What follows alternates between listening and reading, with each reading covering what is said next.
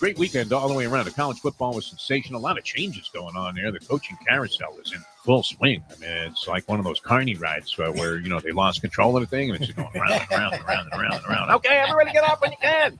No, when you can.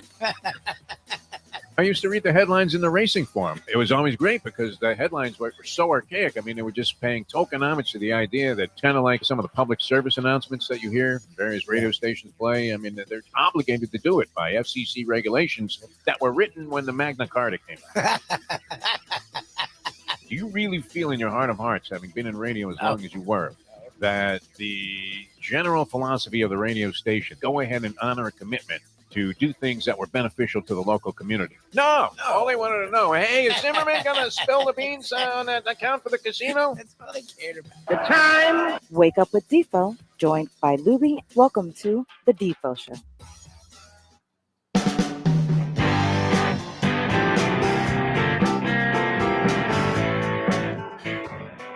On another beautiful day to be on the right side of the grass, and that would be the upside. I'm Jeff Deforrest. He is Mike Lubitz on this fine Tuesday. Great to be with you as we head even deeper into the holiday season. It hasn't quite hit yet, the whole onset of Christmas.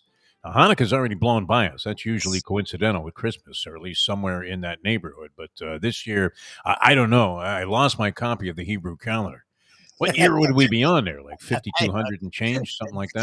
57 something. It's 57. I don't want to be that old. I really don't. So I lost my copy of the Hebrew calendar. And certainly things of that nature tend to get dislocated or whatever, misplaced.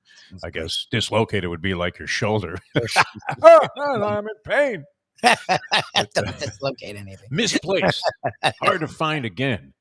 Yes. After yesterday's move, where the Mustang had her crew, man, I tell you what, these guys did a pretty good job. Movers can be a very flaky and shaky proposition. I don't know. Do you hire movers or do you get all your friends together? You're still young enough to get your friends and family. I was. The next move will be we get the movers move. Up until this point, we've always gotten family and friends. It's worth a couple of dimes. It really is. Not to have to lift anything. Yes. Now, and we discussed this before, and it's a weird thing, and I don't mean to be, this is not any kind of negative commentary or sexist, misogynist, whatever you want to call it, commentary about women, but one of the strange things about women, at least the women that I've known in my life, that I've had any kind of relationship where it would be a factor that they would be having cleaning people over to the house. And I've always found it very strange, whether it was my first wife, second one, not so much. Mustang definitely is, a very much OCD control freak. But they inevitably and invariably clean the house so that it's absolutely spotless before the cleaning people come over. Yes. And then they'll say something to you, like you throw some socks somewhere, just arbitrarily figuring that the cleaning people are going to come and they're going to straighten it up anyway. And they will say, you want them to think that we live like slobs? I'm like, well, if we didn't live like slobs, I don't know. Would we really be hiring cleaning people? I guess they're more efficient at it than we are, which is why they're in the business. But, if I'm going to pay like a couple of $100 to have people come over and clean an entire household, I don't want to clean it up first. I really don't. I'm not doing the dishes. I'm not doing anything. I'm not sweeping. But women will go ahead and do that.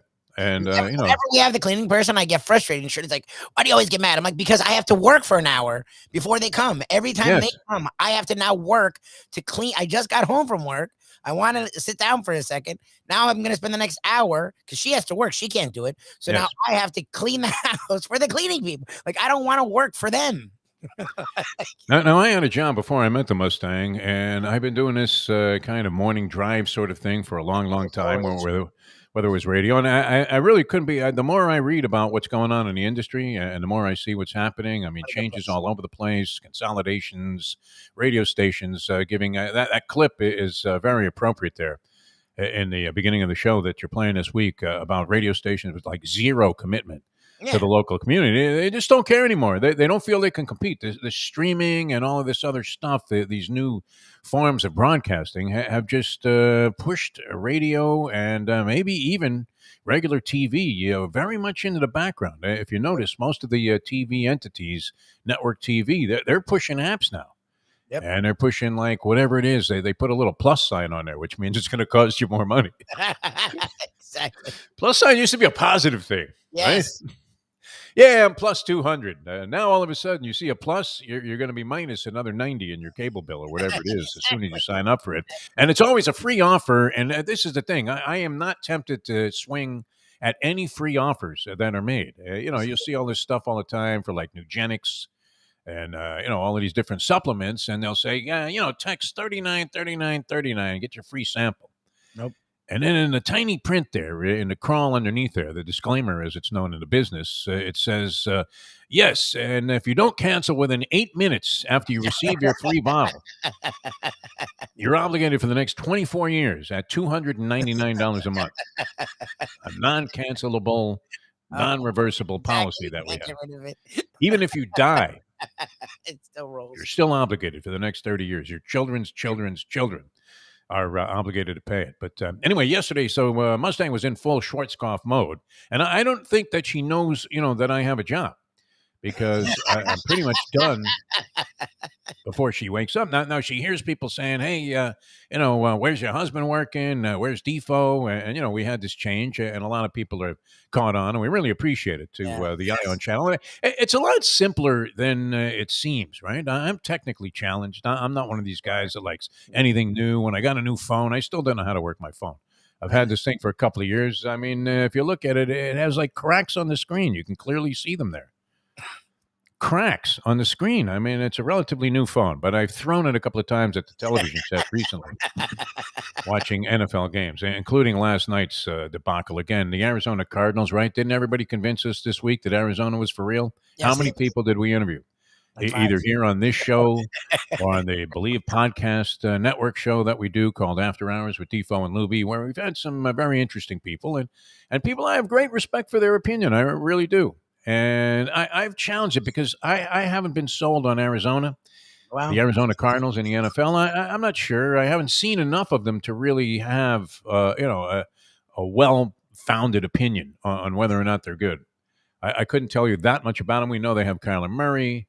Oh, we know they got Hopkins, in that ridiculous deal that was made by the Houston Texans, who are just absolutely dead set on sabotaging any chance they have of ever being a good organization. That whole thing with O'Brien when he became the GM and he started trading guys for like has-been washed-up running backs, right? I think he even got the rights to Jim Brown in the DeAndre Hopkins deal. And you're going to send like maybe, at the time he was either the or in the top 3 of the most dynamic receivers in the National Football League. Man, this guy was great with the Houston Texans. Great. Deshaun Watson, DeAndre Hopkins. No wonder Deshaun Watson got sour. I don't know if that was what triggered this whole desire to grope therapists, but and I don't want to say that he did it either. I mean, that's really not fair, right? Yes, we are not the kind of people here at the Defo Show on Ion Channel, and the Ion Channel people would never stand for this either, where you're going to fry a guy and try a guy in the press. That's really not fair. You think he did it? I don't know. No. I mean, something happened, but yes, again, it's all alleged. I'm not sure what anymore. I don't know what to believe about these. I mean, there are some really ugly examples of this where like hundreds of women just received a $380 million settlement in that Nasser case. And the settlement was against the U.S. Gymnastics organization, which had filed for bankruptcy in 2018. All of a sudden, they weren't making any money off these games. Of course. The Olympics, no cash was coming in to the U.S. Olympic Committee, where the athletes supposedly weren't getting paid because they have amateur status. Although I don't know if that applies anymore to amateur status in Olympic Games competition. Doesn't? I mean, Jim Thorpe could have played today, right? Or could have competed in the Olympics, and nobody would have said a thing. Hey, you know what? He took $50 from a baseball team. Remember that? They disqualified this guy, the great Jim Thorpe. They used to. Going all the way back. Cloak of amateurism has been one of the biggest charades ever in the history of mankind, not just the history of sport. So anyway, I mean, a lot of stuff got misplaced yesterday. Just to get back to this thing, and the Mustang had everything packed and moved before these guys even got here. I love that. Good for her. But I would have to say they did a very good job. I mean, some guys that were kind of moonlighting. They work for a place where they regularly would deliver furniture. I don't want to name any names. And I'm not sure if they're doing this on the side or they just hijacked the truck. But all of a sudden, it looks like we were getting stuff delivered here, and it was really being taken out. So the other place is a mess, and I still have, unfortunately, a lease on these digs here for the next couple of months, and so to make use of it, because I'm one of those guys, like, I don't want to drive my car away from the parking meter if there's 6 minutes left on the meter. Exactly. Exactly. There's certain things I don't want to pay for. I Right. don't like overpaying for hotel rooms. Yeah. Yeah. I have this argument with Mike Mayo. He thinks I'm cheap, but it's hardly the case. I don't mind going out and spending. You're going to spend a bunch of money if you go out to a decent restaurant for dinner. I mean, You throw money around and never think about it. So that's not true. You're not cheap at all. That's no, I don't mind. I pick up a lot of tabs, things of that nature. But I don't like feeling like I got completely hosed. I really don't. Exactly. So and so this time, it's involving this lease here, which I don't know. There's no way out. The guy's being who owns the place is going through a go-between who's delivering the bad cop type of news that, well, you know what, you're going to have to pay a penalty. This, you're going to sacrifice your security deposit. I mean, we knew we were going to be here for like a year or less, but unfortunately, it was a quick move, and so I kept the stuff here for two reasons, Lubie. A, I don't want to unplug anything, because that seems to set off just a chain of events that become impossible to undo. I don't know what it is. I mean, when you unplug a computer, does it just completely discombobulate?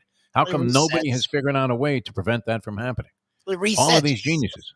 You just have to know the settings. It just resets. We just don't know what the hell we're doing. What settings? I don't know how to get to the settings. Like you said, when you talked to the Polyman about doing a trivia challenge, the Highly Apart Trivia Challenge, what did he end up doing? He balked and lost it when you said password. Email. He couldn't do email. I'm like, Jesus, Polyman. You should be able to do I'm email. not good at this either. I mean, and I get very frustrated when it just keeps going around and around and around and around and around. So anyway, yeah, a lot of stuff got displaced, and yet I'm still organized here, and it's kind of weird because it's like I went to some warehouse somewhere to to go ahead and do the broadcast, but very comfortable here, and I think you're going to dig the new setting, Lubie. The new background's going to be great. I know Nice. Jack Namer and the people at Ion Channel have been saying, it looks kind of rank back there, Defo. What do you got now?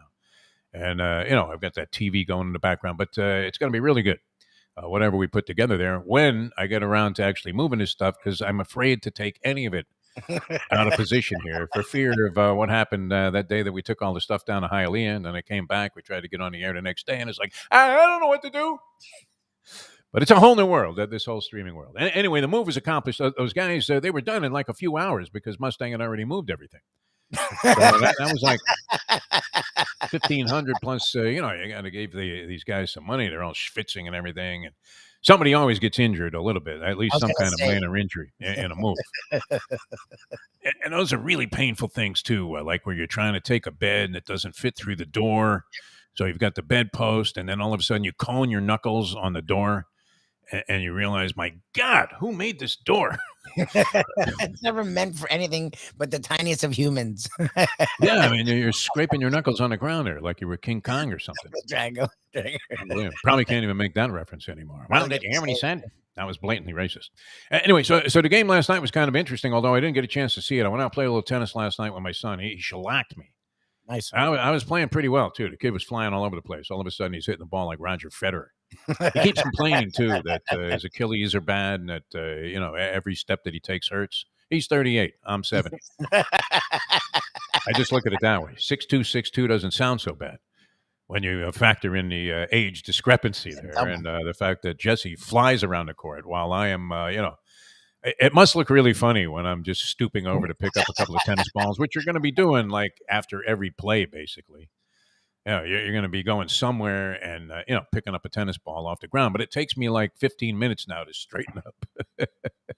Quasimodo time coming down the road here. I think I'm going to need some kind of brace just to get out of bed. So I missed the game, but I did follow it a little bit because I saw that the Cardinals were down 7 points at halftime, and they eventually lost the game by 7. It looked like, just from the account that I read, that it got fairly interesting because they opted for a field goal. And once again, clock management, my friend. Clock management, Lubie, and coaches. How is it possible to be a professional coach? This is your chosen profession. Now, in this job, we kind of know the parameters of the job. We may violate certain tenets, and you have a lot more freedom here in the streaming system. I keep losing track of that idea. Yes. And that's why we don't mind blowing out these 45-minute segments here at the top of the show, because it should be that way, right? Yes, that's When you're finished with whatever it is that you had to introduce to the people at the start of your show, well, why should you have to cut it short after 8 minutes and go to a 6-minute spot break like we used to have to do in a radio business? And people would be making those ugly faces through the glass as we would violate every parameter that the format had laid out. And then all of a sudden, towards the end of the hour, we were doing a couple of 1-minute segments in and out here. But anyway, I mean, how could at least we know what the deal is? I mean, we understand it. Like I can hear it in my head. Okay, you should be doing this. You should be doing that. Shouldn't have said that. Whatever. You know the guidelines because you're a professional at what you do. I mean, if you walk into a situation, and this happens in broadcasting, happened to me many times, where you're working with completely different crews. And the guidelines may be slightly different as to how they do a telecast or a broadcast, but essentially they're the same. And if you understand that, and you can apply that and save the director a couple of panic attacks and, having a gargle with Xanax before the show starts because he doesn't know what kind of loose cannon you really are. Yep. If you demonstrate that there's no higher compliment in this business than somebody says, you know what, that Lubitz, you know what, that Deforrest, he's a real pro. I was going to say, he's a real professional. I like when they say that. He's a real professional. That's what you want to be. So how could coaches get to the point where you're a professional coach in the National Football League, the highest level of professionalism in the game? I mean, I guess if you're a high-level college coach, also it may be equivalent. I mean, certainly Nick Saban is no slouch, although when he got to the pros, it was a different story, Nick. You don't have every great player anymore. You're not stacked with 4 quarterbacks that were all, blue chippers and coveted as top 5 prospects by every school in the country. 3 of whom or 4 of whom are sitting on the bench waiting for their chance there, Nicky boy. Unbelievable. So it's a whole different story. So you would think that at the pro level, and how many bozoic moves do we see? Cliff Kingsbury last night, he can't decide whether to go for a field goal. This is great because I'm having a critical commentary on a game I didn't see. I was going to say, how did you even know any of this? Well, because you know what? I mean, there are other ways to find out about what happened, what transpired in the game. And the consensus of opinion was at the end of the game, I guess with like 1:13 to go, Kyler Murray got sacked for the 4th time in the ball game. And that put Kingsbury in a bit of a quandary. Now, he's down 10 points with 1:13. Now the clock's ticking. Murray has been sacked. And he has to decide whether to go for a field goal in that spot and try the onside kick and then need a touchdown, or continue to try and drive the ball into the end zone. And then much more likely, if you get the touchdown there, then if you do recover an onside kick, you're about 10 yards out of field goal range. So you can come back and tie the game. Now it's going to take a miracle. There's 1:13 to go. This is like that Bills game against Tampa Bay. That's why it was so deflating to see the Buffalo Bills getting 3 points, lose on a touchdown in overtime after they were the team that possessed the ball first. No team goes for the touchdown in that spot. You would have to gift them a touchdown. At the very worst, you're looking at a push, right? They had all they had to do was tackle the dude, and it would have been a field goal. They just let him run. The Bills defense fell totally asleep. That doesn't even work in the park where a guy just, streaks across the field there and goes to the other side of the field and they throw it. And no one back there to get him. Not a single person back there to protect against the touchdown in that spot. Ugliness. Now, that may have been, a bozo move on the part. McDermott really should stop screaming at the officials and start thinking about coaching. What the hell he's doing. The Bills are a travesty this year. I mean, that team should not be, what are they, 7-6? Yeah. They're only game up on the Dolphins. They should be like 10-3, something in that category. Yes. Unbelievable. In the AFC East, which we've come to find out, and the ultimate barometer is extremely soft by any standard, because if you're looking at Jacksonville's 2 wins, who are they against? AFC East. AFC Eastern Division teams. We're making too much sense on this program here. By the way, the chat line is open. We always love hearing from the people out there. Big Possum, a frequent contributor. Andy, of course. I don't know if he's up yet. Andy needed a standing 8 count yesterday. And so many other people that participate on the chat line. That's there for you on Ion Channel. So take advantage of that. We love hearing from the people out there in the audience. But Kingsbury, so he goes for the field goal, but in the process of deciding whether to opt for the field goal or go for the touchdown in that spot, continue to drive, 30 seconds blows off the clock. Because I was going to say the field goal actually mathematically is the move, because if you try to get the touchdown, you may use up all the time, and then you don't have any time to do anything. Yeah, so if you get it on, you're down by a score. But you That can't makes waste sense, time. right? But you want to do it right away so that if you do recover the onside kick, which obviously is the only move that you can possibly make strategically at that point, the only move that you can make is to try to recover an onside kick, which they do. At least, I'm reading the article. I don't know how clear they made that or not, but apparently they recover the onside kick, but with not enough time to go in for the game-tying touchdown. And that was it. Blew the whole game. Cliff Kingsbury, based on the fact that he let 30 seconds mysteriously blow off the clock at a time where you have to be thinking as a coach, hey, what is of the essence here, my friends? Time. That's like You what should have Manny. the Chambers Brothers song playing in his head. Time. Time is Time. time. Get a little cowbell going. Stones. Time. It wasn't on his side. That What are was you the problem doing? there. Like, what is? You cannot let 30 seconds evaporate while your brain is engaged there trying to figure out, what am I going to do? You should know. Don't they supposedly work harder than anyone because they work out every scenario all day long. Like, isn't that why you do all that? Like, I don't get how you still. That's like what Manny did versus the Knowles. Once the Knowles were going in to score, Yes. use your timeouts, save the time, so your young quarterback who's played really well can go and score. No, he would between each timeout, he would waste like 10 to 15 seconds. It was a weirdest freaking thing. I'm a no fan going, what the fuck is he doing? It's nuts. Yeah. No, I bet you see it over and over again with high-level coaches, too. I mean, Kingsbury's one of the most respected guys now. Came in, a lot of people thought he wasn't going to make it, that it was going to be a failed experiment, that Arizona was crazy. And then they drafted Josh Rosen, right? Your man, the chosen one, Josh Rosen. Who, that was rude when that other team was, teasing him about, he's a Jewish guy. They're teasing him about his nose. I mean, how ridiculous is that? That's bad. I mean, he had a People shot. get crazy over nothing, though. I mean, who cares? I mean, in the long run, does it really make any difference, right? When they're planting you in the ground there at the end, and all of your friends that you thought you had don't show up to your funeral. I like the Yogi Berra thing on that approach, right? I always go to funerals because if I don't, then how can I expect people to go to mine? The other guys are dead, Yogi. As was Kingsbury. He killed any chance that they had of pulling out a miracle in that ball game last night. Well, when you're looking for a miracle, you need to do everything right, and it's unacceptable that coaches that have no idea about clock management in any sport. It's despicable. I mean, how could you not know your profession? It's like not knowing the rules if you're an official, and if you're a coach for that matter. Well, what are they doing sleeping at the office? So when they call the wife and say, Jane, yeah, no, I won't be home again tonight. I know it's 7 nights in a row, but we got a game. Yeah, isn't that what they do? Supposedly they work these ridiculous hours. That's why Spurrier never worked in the NFL, because he found a way to hone it down perfectly in college. You like golf, yeah. These guys supposedly work like 20-hour days. What the hell are you doing? Like, I don't get it. Spurrier was a good golfer, man. I saw him play. Sure. I used to cover a couple of these celebrity tournaments in that area there, Orlando, Gainesville. And Spurrier, when he had a stick in his hand there, he could hit the ball, that's for sure.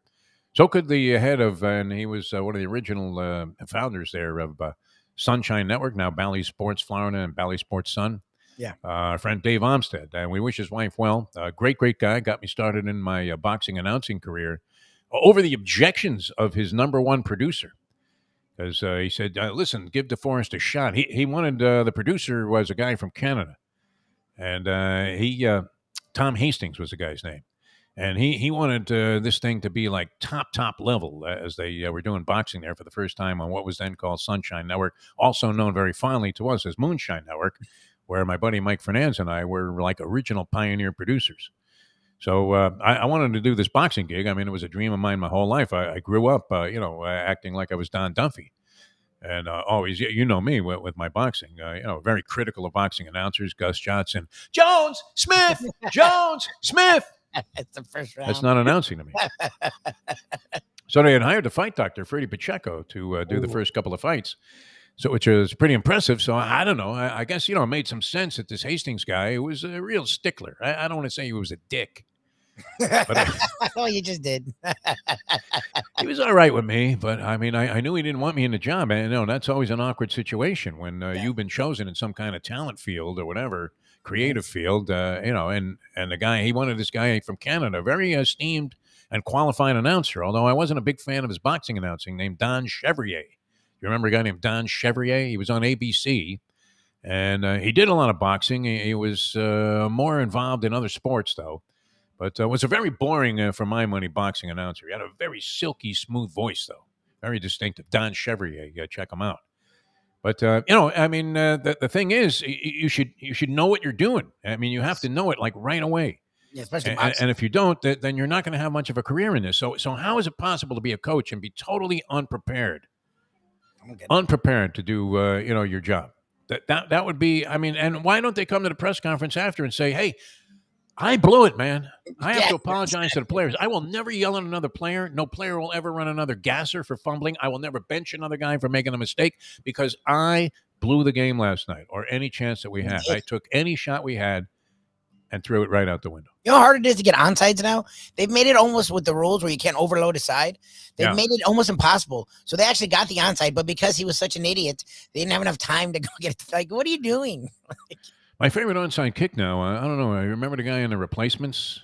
Didn't he do that thing where he ran up and then kicked the ball with the other foot? Yes. Yeah. And that's the new one, right? That works where the guy runs, looks like he's going to kick it to the right, and then somehow backhands the ball, more or less, back foots the ball and kicks it the other way. Other side, yep. That takes some talent, too, to not fall on your face in front of millions of people. As they say, just before you go live on TV, don't worry about the millions of people who are watching right now. You look fine, Def. Thanks. Millions of people. What are you kidding me? Anyway, we're streaming live on audio and video, and I'm digging the whole system here. It's fantastic. Ion Channel, Jack Namer, Amy, Brad Schiller. I mean, they do a wonderful job there, and a lot of people. One of my former neighbors now, although I'm back where I was. I don't know if this makes sense, Libby. It's hard to explain. But one of my former neighbors, when I came back, he said, "Hey, your wife gave me the details on the Ion Channel thing, and I'm listening to your show every morning now, just like it was before." So, good morning. People have figured it out, which is really, really good. A lot of NBA stuff going on, and Miami Heat go down 105-94 to the Cleveland Cavaliers, which it's become very difficult to accept that Cleveland is good. Yeah, they're good. It's weird. Now, Miami is compromised. I would imagine. Well, Bam Adebayo is going to be out for a while. Bam and Butler.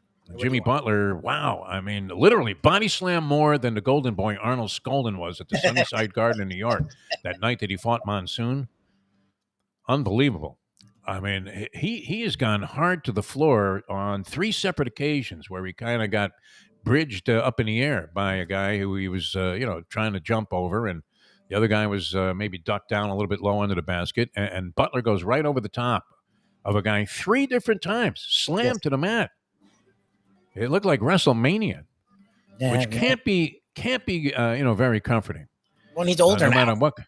I mean, can't really afford him to do that. It's still a hardwood floor, is it not, Lubie? It's called a hardwood. Yes, it's hardwood. Yes. Did they come up with a new surface or Or something? whatever. Yeah, the basketball's playing on the same floor. I don't know how he came back at all, but he came back briefly and then hurt himself again. And so the Heat are very compromised. I don't know if you can use that as a measuring stick to see how good Cleveland is. And Kevin Love, who was supposed to be finished like years ago, is actually playing very well for the Cleveland Cavaliers. And they have a couple of talented young guys who I can't name for you. Collins, Sexton, and Darius Garland. Who would have figured it, right? Once LeBron left town, you figured that was it. They go back to being Cleveland. You keep drafting in the top 5. At some point, something's got to stick. It doesn't work for everybody, though. I mean, we've seen this over and over again in sports, and that's why it's so frustrating to still see all sporting entities, all leagues, tanking, rewarding futility, and just saying, you know what, if you're really bad, we're going to give you a shot to get out of it. But the problem is, it's the old thing. If it smells like a fish, must be a fish, right? I mean, there's something rotten at the top of these organizations where they just can't get out of their own way, and it may even be still applicable to the Miami Dolphins, who have drafted very highly now the last couple of years and had all kinds of so-called draft capital. And have they really done anything? Yeah, I know. They've won 5 in a row, but they were buried before that started. And there's no excuse for that. Really, no excuse. Yes, all the people now that are like, Greer's the man. If you want to say Flores is the man, fine, because at least he can get the team together. Greer had 1 good draft, and it's not even 1 good draft. He had 1 good first round when he had like 30 picks for 3 drafts in a row. So the whole thing about forgetting about Greer sucking hasn't changed. I mean, the Nick Wayne BK guy, I mean, is always the guy they point to. the defensive back. You know, been Who nobody Ignabony or whatever his name is. Yeah. I don't want to pick on Chris Greer on the show. I mean, there's plenty of other, I don't mind. people out there that it could be open season on, as it was with Urban Meyer yesterday. That was a lot of fun. All right, we have a lot to do on the program today. Anyway, the Heat lose last night. Steph Curry is now 2 back. He had 5 threes in the game last night, and he is 2 away from eclipsing the all-time record for converted three-pointers in NBA history. That stands at, I guess the record is 29-73. Ray Allen, 18 years in the NBA, hoisting threes with a perfectly formed shot. You could not, if you were going to go to a fundamentals, a technique tape, if you were going to go Tom Umansky on basketball, you would take Ray Allen and break down his form. Oh, yeah. And say, this is the way to shoot a jump shot. Perfect form. Perfect form. Really does. Yeah, I don't know that anybody, would define that better, maybe, than Ray Allen. Who else had perfect form? Steph Curry does not have perfect form. It's not perfect. It's better than Reggie Miller, but it's not perfect. Reggie Miller, very awkward shooting threes. He did downtown Freddie Brown a long time ago with the Seattle Supersonics, primarily. What was a hell of a shooter also. Del Curry, I think, had pretty good form. Curry, but nobody looked better than Jesus Shuttlesworth. Ray Allen. He get off the ground perfect. He would palm it perfect. He would shot the ball at the height of his jump with his arms in the air. Perfect grip on the ball. Release, great rotation. Follow through. Yep. I mean, that thing should have been followed by NFL films, especially that shot that you missed when you were locked outside the arena, when you ran out of there thinking the Heat had lost to the Spurs, that there was no chance. Chris Bosh his only rebound of the postseason. The entire postseason. Greg Popovich making a stupid move. One of the most acclaimed coaches of all time. He's got Tim Duncan on the bench when you need a rebound. They always overthink stuff. Crazy, right? Everybody overthinks everything. Let's get really clever here. Don't get cute. That would be my motto. That should be the first thing on every coach's blackboard. Don't get cute. I say that all game when I'm watching the Dolphins or FSU, and I'm like, what are you doing? You just ran it 4 times in a row for 30 yards. Why did you just throw it? Oh, my God, what are you doing? Yeah. Kyle Shanahan. Annoys the crap out of me. There's only one way to lose that Super Bowl, and he found it. That's great, man. I mean, just strategize yourself right out of the ballgame, as Kingsbury did last night. COVID-19, you know what? I mean, it may as well be COVID-21 when it comes to the sporting world. It's starting to really have some impact. Yeah. Beyond, we just have kind of shrugged off COVID, have we not? 800,000 people have perished in the United States, at least according to statistics. A lot of people would dispute that.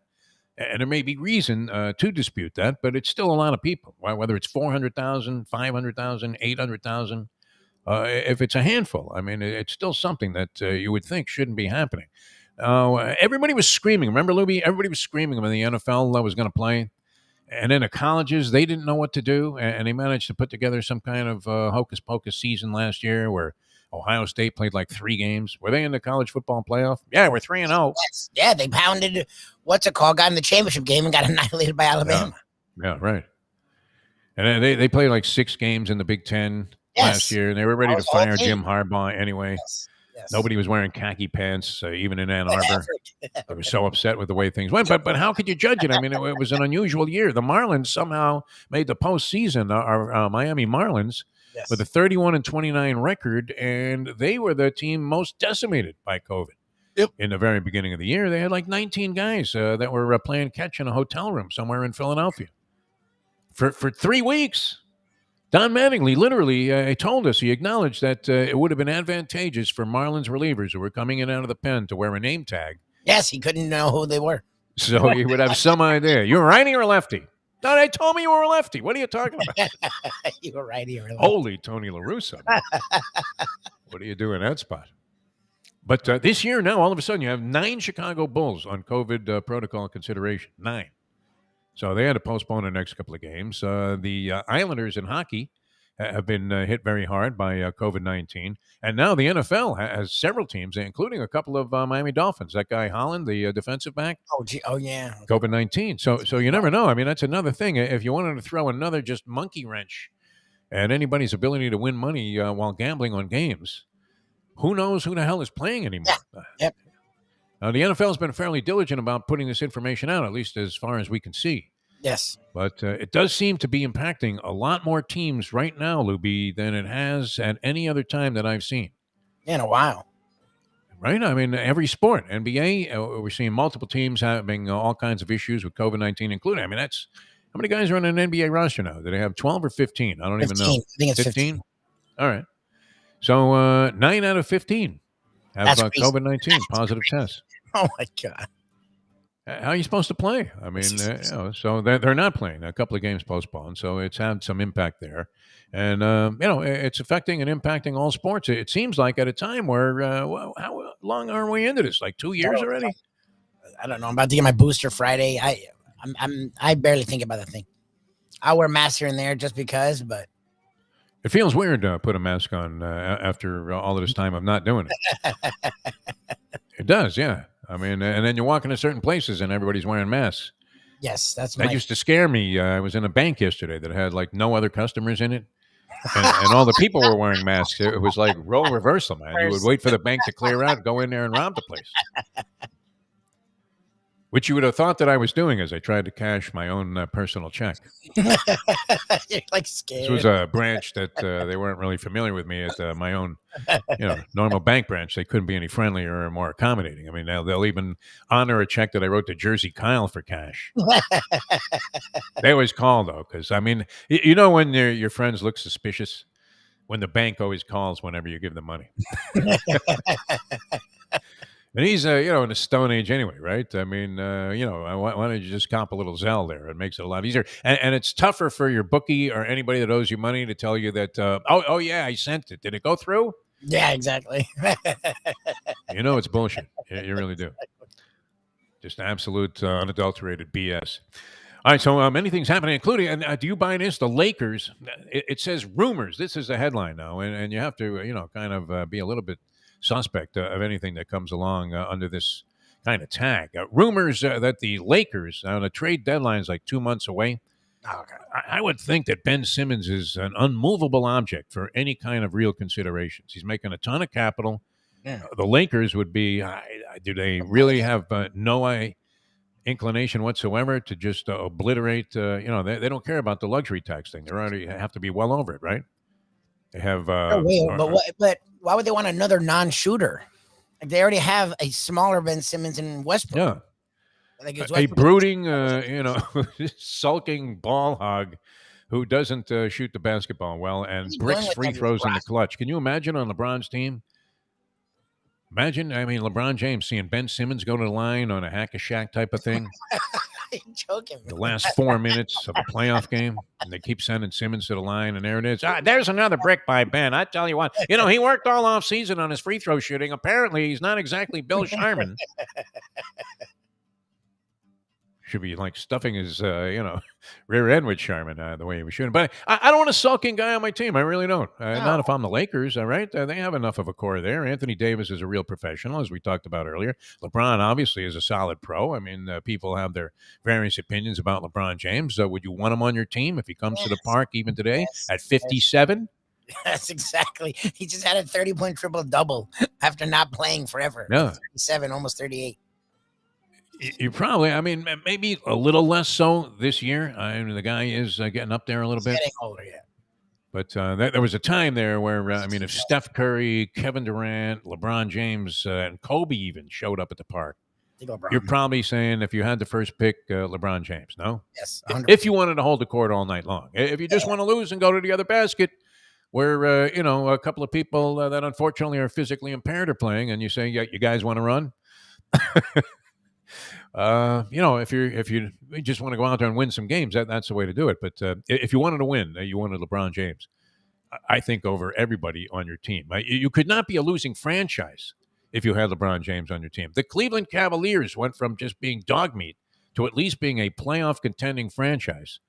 Well, when the kid was like 17 years old, then he came into the league. Anyway, he's been monstrous of late. I can't see the Lakers. Well, they're interested in anybody, right? Would that not also be true? That's what it feels like. Yeah, they put their finger. They try to feelers out for everyone. It's like freaking weird. They have enough. Talk about crummy organizations too. The Sacramento Kings, perennially bad, always bottom dwellers, bottom feeders. And that was another one of the rumored trades that they want to dump Bagley and Buddy Hield. Bagley and Buddy Hield, two guys that were supposed to be pillars of any upcoming franchise that were going to be foundational, fundamental pieces that you could never go wrong with. Somehow both on the Sacramento Kings roster and just plundering to the bottom of what the expectations were for their careers and up for grabs there. I wouldn't think, though, the late. I can't imagine anybody being overwhelmingly. Ben Simmons was a disgrace the last season when he was just in and out of the funk that he was in. I mean, Doc Rivers was supposed to be a guy that could get through to players, no? And he could not get through to this guy. Yeah, that was his thing. Sulking is one of the worst positions that you could take. I think it's very detrimental to everybody if you're just wandering around the planet here sulking. The other story. Yeah, go ahead, Lee. No, I was just saying, as an NBA player, it's dumb. Like, it's in your control. The only reason you're not playing well is because of you. You're Ben Simmons. I don't know. I mean, think about this. If Kemba Walker is holding his head high when he's walking the streets of New York, benched to the point where they don't even throw him in garbage time. Garbage time. Thibodeau. What did he say? Did he say something about Tom Thibodeau that we didn't know about? Is this going to be discovered later on that he had a series of like Gruden-like emails, all referencing how Thibodeau is various forms of sexual deviant? How do you get that buried when you were the key free agent acquisition in the offseason? Number one New York Knick of all time. Would you agree with this? Was published today by Mike Vaccaro. He's been tracking his top 75 New York Knicks in honor of the 75-year anniversary of the NBA and the top 75 player list that was out there of all-time NBA players. Yeah. Number one. Now, see, I would have said Walt Clyde Frazier was the number one Knick of all time. I believe he was number two. Ewing. Yeah, it was the number one Knick of all time. He never won, but he tried, man. He tried. Like, they never gave him anything.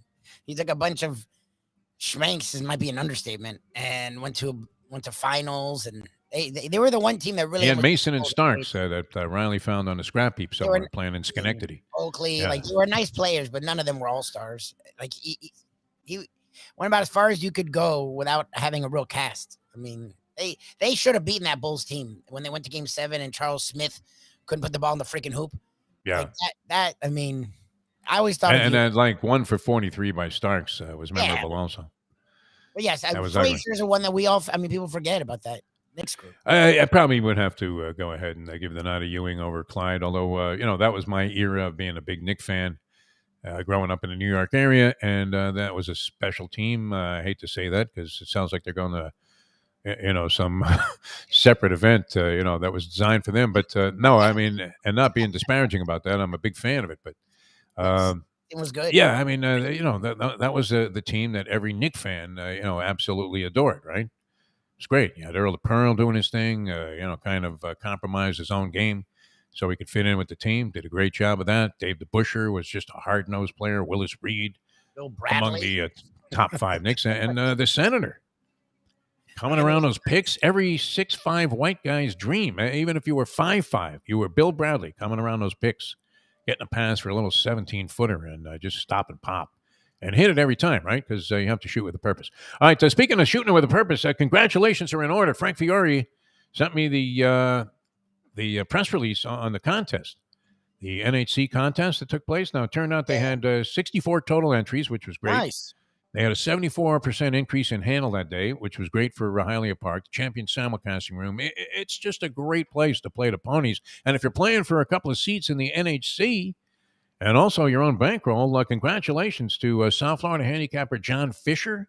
I believe earned his 11th trip to the NHC Championship in Las Vegas, and he did it this time courtesy. He was walking out the door, Lubie. This was one of your type of things. Walking out the door as if he had been mushed. He had like $100 left of his bankroll, was in a hopeless position in terms of winning the tournament, puts the whole 100 on a 22-1 shot, the last race at Gulfstream Park, wins the thing. He's almost in his car when he heard the people screaming, "Come on with that 10, come on with that 10. He turns around, he says, 10, that's me. Good for So he him. takes down the first place prize money and also walked away with a nice bankroll there. But, I think he probably walked out of there with about 9-10 dimes. Nice. And on top of that, you got the $10,000 entry plus airfare for 2 and hotel accommodations at Bally's, courtesy of this tournament. A just wild, overwhelming success Second time they've done it. Of course, they got blown out last year with COVID, and this should be something, an annual event at the very least that's held at Hialeah Park. It's just a perfect place for it. And a gentleman named Phil Matzat finished second in the tournament, so he also gets a free trip for him and somebody else out to Las Vegas the end of January, the NHC, National Handicapping Championship. Our friend Evan, who was in the tournament, is still taking advantage of the freebie pass that he won the last time. Nice. That they had the tournament at Hialeah Park. So great event. As always, just conducted perfectly. The comments were typical of what you see about anything in the entertainment venues there at Hialeah Park. That is, wow, well run, friendly staff, well staffed, had everything figured out. You didn't have to worry about getting a bet down. You didn't have to worry about getting a drink. I mean, just absolutely perfect. And the Champion Simulcast room has that full splendor. You look out there on the backside or maybe walk out, take a deep breath, look at the racetrack there at Hialeah Park, and it just really does make you feel like there's a reason that we were put on this planet, and that was to enjoy the inherent beauty of Hialeah Park. You're going to love it in the casino. It's always happening. A couple of big events coming up. Check out the availability of all kinds of dining opportunities, including hosting big parties for the holidays. A lot of offices want to have parties. What a great place to do it, huh? Where people can wander off and gamble to their heart's content and then come back and go, thank you, boss. Yeah, let's make it a great year. I'm recommending to Jack Namer that he throws the Ion Channel Christmas party there at Hialeah Park. What do you think, Jack? Come on. That's a good idea. Amy would spring for it, I think, because she's really a sport, loves the sporting content on the show here, and that's great. But a great idea for anybody. Have an office party and or any kind of holiday celebration. You can have an intimate dinner there at Hialeah Park. They have all kinds of great arrangements and reasonable, Lubie. I mean, this isn't some cream job on like New Year's Eve where, you're getting gaffed for like $300 to have 2 stone crabs on a plate and maybe 1 cocktail and a cheap bottle of Andre Cold Duck champagne. They do it right. They always have a first-class operation going at Hialeah Park. It's been that way since the beginning of time, and it's staying that way, and it's going to perpetuate itself well into the future. HialeahPark.com for all the information that you need about the dinners and the availabilities for parties. And the boxing in January, that is going to be the highlight of my 2022, the beginning of the year there, heading down to Hialeah Park and seeing all these great young Cuban stars. Details at HialeahPark.com for the big boxing event that's coming up as boxing is revived at Hialeah Park. All right, we're coming back with more. Going to be a lot of fun in the next hour of the program, too, in case you were put to sleep by our dissertation here. But I think we covered a lot of ground, Lubie. You did a lot. A lot of ground. It's like the longest segment ever. The lovely Jessica Blaylock of Bally Sports Florida going to join us. The Florida Panthers, red hot. She does the Panthers coverage. And also some positive conversations about your Miami Marlins. But she's well-versed in both, any sport, but NHL. Zeroed right in on that, and we don't get a chance to talk a lot of hockey here on the program. So for all of our Canadian friends and all of you that are north of the border right now, hey, we're going to talk to Jessica Blaylock because it's been a good story. They're still without Alexander Barkov, and he has been, he came back for like 1 game and then was injured again. So that's a big factor. But the Panthers in the top 5 of anybody's power rankings in the NHL right now. So we'll talk with Jessica Blaylock about that. Harvey Fialkov, the unabashed, overwhelmingly enthusiastic sports fan that he is, and, of course, a longtime sports writer for the South Florida Sun-Sentinel, good friend of the program, going to be with us here on the show. And Brett Tessler, the agent of the stars, our usual Tuesday lineup. It's our regulars, as the Polyman would say, going to be with us as well, talking about the National Football League, which is already up to, what, is it week 15 already, Lubie? I think so. 15? That can't be. Teams have played 13 games, and I think they all had the bye week. I believe they have. That was like the last bye week. Just last week, yeah. Wow, week 15. How many weeks are there in the NFL season now? 20? There's you have 17 games, and one bye? 18. 18 weeks. 15, 16, 17. Yeah, okay, it's week 15 coming up. I did the math. I always have to go backwards from whatever the total number is. That's 12 rounds of boxing. All right, we're coming back with more. Jessica Blaylock and also Harvey Fialkov, Brett Tessler, the agent of the stars, all going to join us in the next hour of the program here. The Defo Show on Ion Channel. IonChannel.com is where you find us, and you can also just Google the Defo Show. They're all up there. It's fantastic. Lubie, I really like the way things are archived online right now. It's a lot easier to find stuff than it was at the radio station. What? They erased all those tapes? All right, we're coming back with more in a moment. Now that. The time. Blow out the whole hour. It's the Gambling Gourmet for Cafe Seville in Fort Lauderdale. It's one of my favorite places. It is old school joint that's serving Spanish and classic continental cuisine in a cozy, friendly setting. It's at 2768 East Oakland Park Boulevard. They're open every day except Sunday for dinner, starting at 5 p.m. You go in there, you see Joey and his better half, Sally. They are giving the greatest in service. And the food, oh my gosh, it's paella, shrimp with garlic sauce, stuffed veal chop. They serve this great, fantastic, warm sourdough bread. Go to Cafe Seville in Fort Lauderdale and tell them that the Gambling Gourmet sent you. Hey, folks, Tony Segreto here. What if I told you you could go to a great restaurant, feel completely safe because their COVID protocol is unmatched, have an amazing meal, have a great time. When the bill comes, you won't get sticker shock. You're going to say, that's too good to be true. No, it's not, because I'm talking about Texas Roadhouse. Great family atmosphere, great atmosphere for a couple, great atmosphere if you just want to go by yourself and watch a game and have the coldest beer in town. And while you're doing that, have the best bread in town. All at Texas Roadhouse. Everything you get there is fresh every day and made sure it's served at your table, hot and ready to go. And the best part is you don't get sticker shock because the prices are amazing. Texas Roadhouse. Destination Sport Miami is here to revolutionize the sports landscape in South Florida. The largest indoor multifaceted sports complex in North America is on the way, with distinguished leaders of its various sports programs and unparalleled access to the finest indoor training fields and facilities.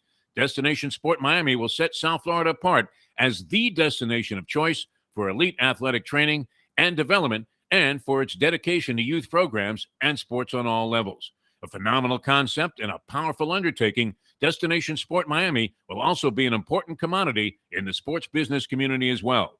Destination Sport Miami, its time has come. Since day one of Old School, we've had Catholic Health Services be part of our family. They are recognized as the quintessential rehab facility in the Southeast for strokes, but it goes well beyond strokes because Catholic Health Services is in the community of South Florida to help the community stay healthy. And if they're not healthy, get them healthy and get them back on their feet quicker than they could have ever expected. They do it every single day. It's step and repeat 24/7. Catholic Health Services. Buy or lease a Taos and take it to the house at Deal Volkswagen. Anna and her team make your next VW purchase or lease so easy with new inventory rolling in daily and the biggest selection of certified pre-owned vehicles in the business. You can make your deal online at dealvolkswagen.com or visit the beautiful showroom in the classic location, 3601 Bird Road, right in the heart of the Gables. Or give Anna and the team at Deal a call at 305-448-DEEL. Jettas, Passats, Tiguans, Atlas models, and the hottest vehicle in the industry, the new Taos, all at unbeatable prices and all ready to roll off the showroom floor at the #1 Volkswagen dealership around, Deal Volkswagen. Of course, I got in about 2 a.m. last night. Do I look like Lubie? Good morning, by the way. You look Do I good. look like I need a cut, man? You look good. I'm proud of you. You're like ready. You're on time. All the guys there didn't have to stress out waiting for you. Look at you. A new day. I'm a professional. There's no question about it. And I don't like to lose a job on the first day of the job. That'd be good. Which is ugly. Because we already lost one job, and we got fired by Fox. And in fact, you and I, Lubie, are the only starters that were ever beaten out for a job by Brady Quinn. If you can kind of wrap your arms around that concept. Grab a bagel and a schmear, plus some Defo and Lubie. Welcome back to the Defo Show.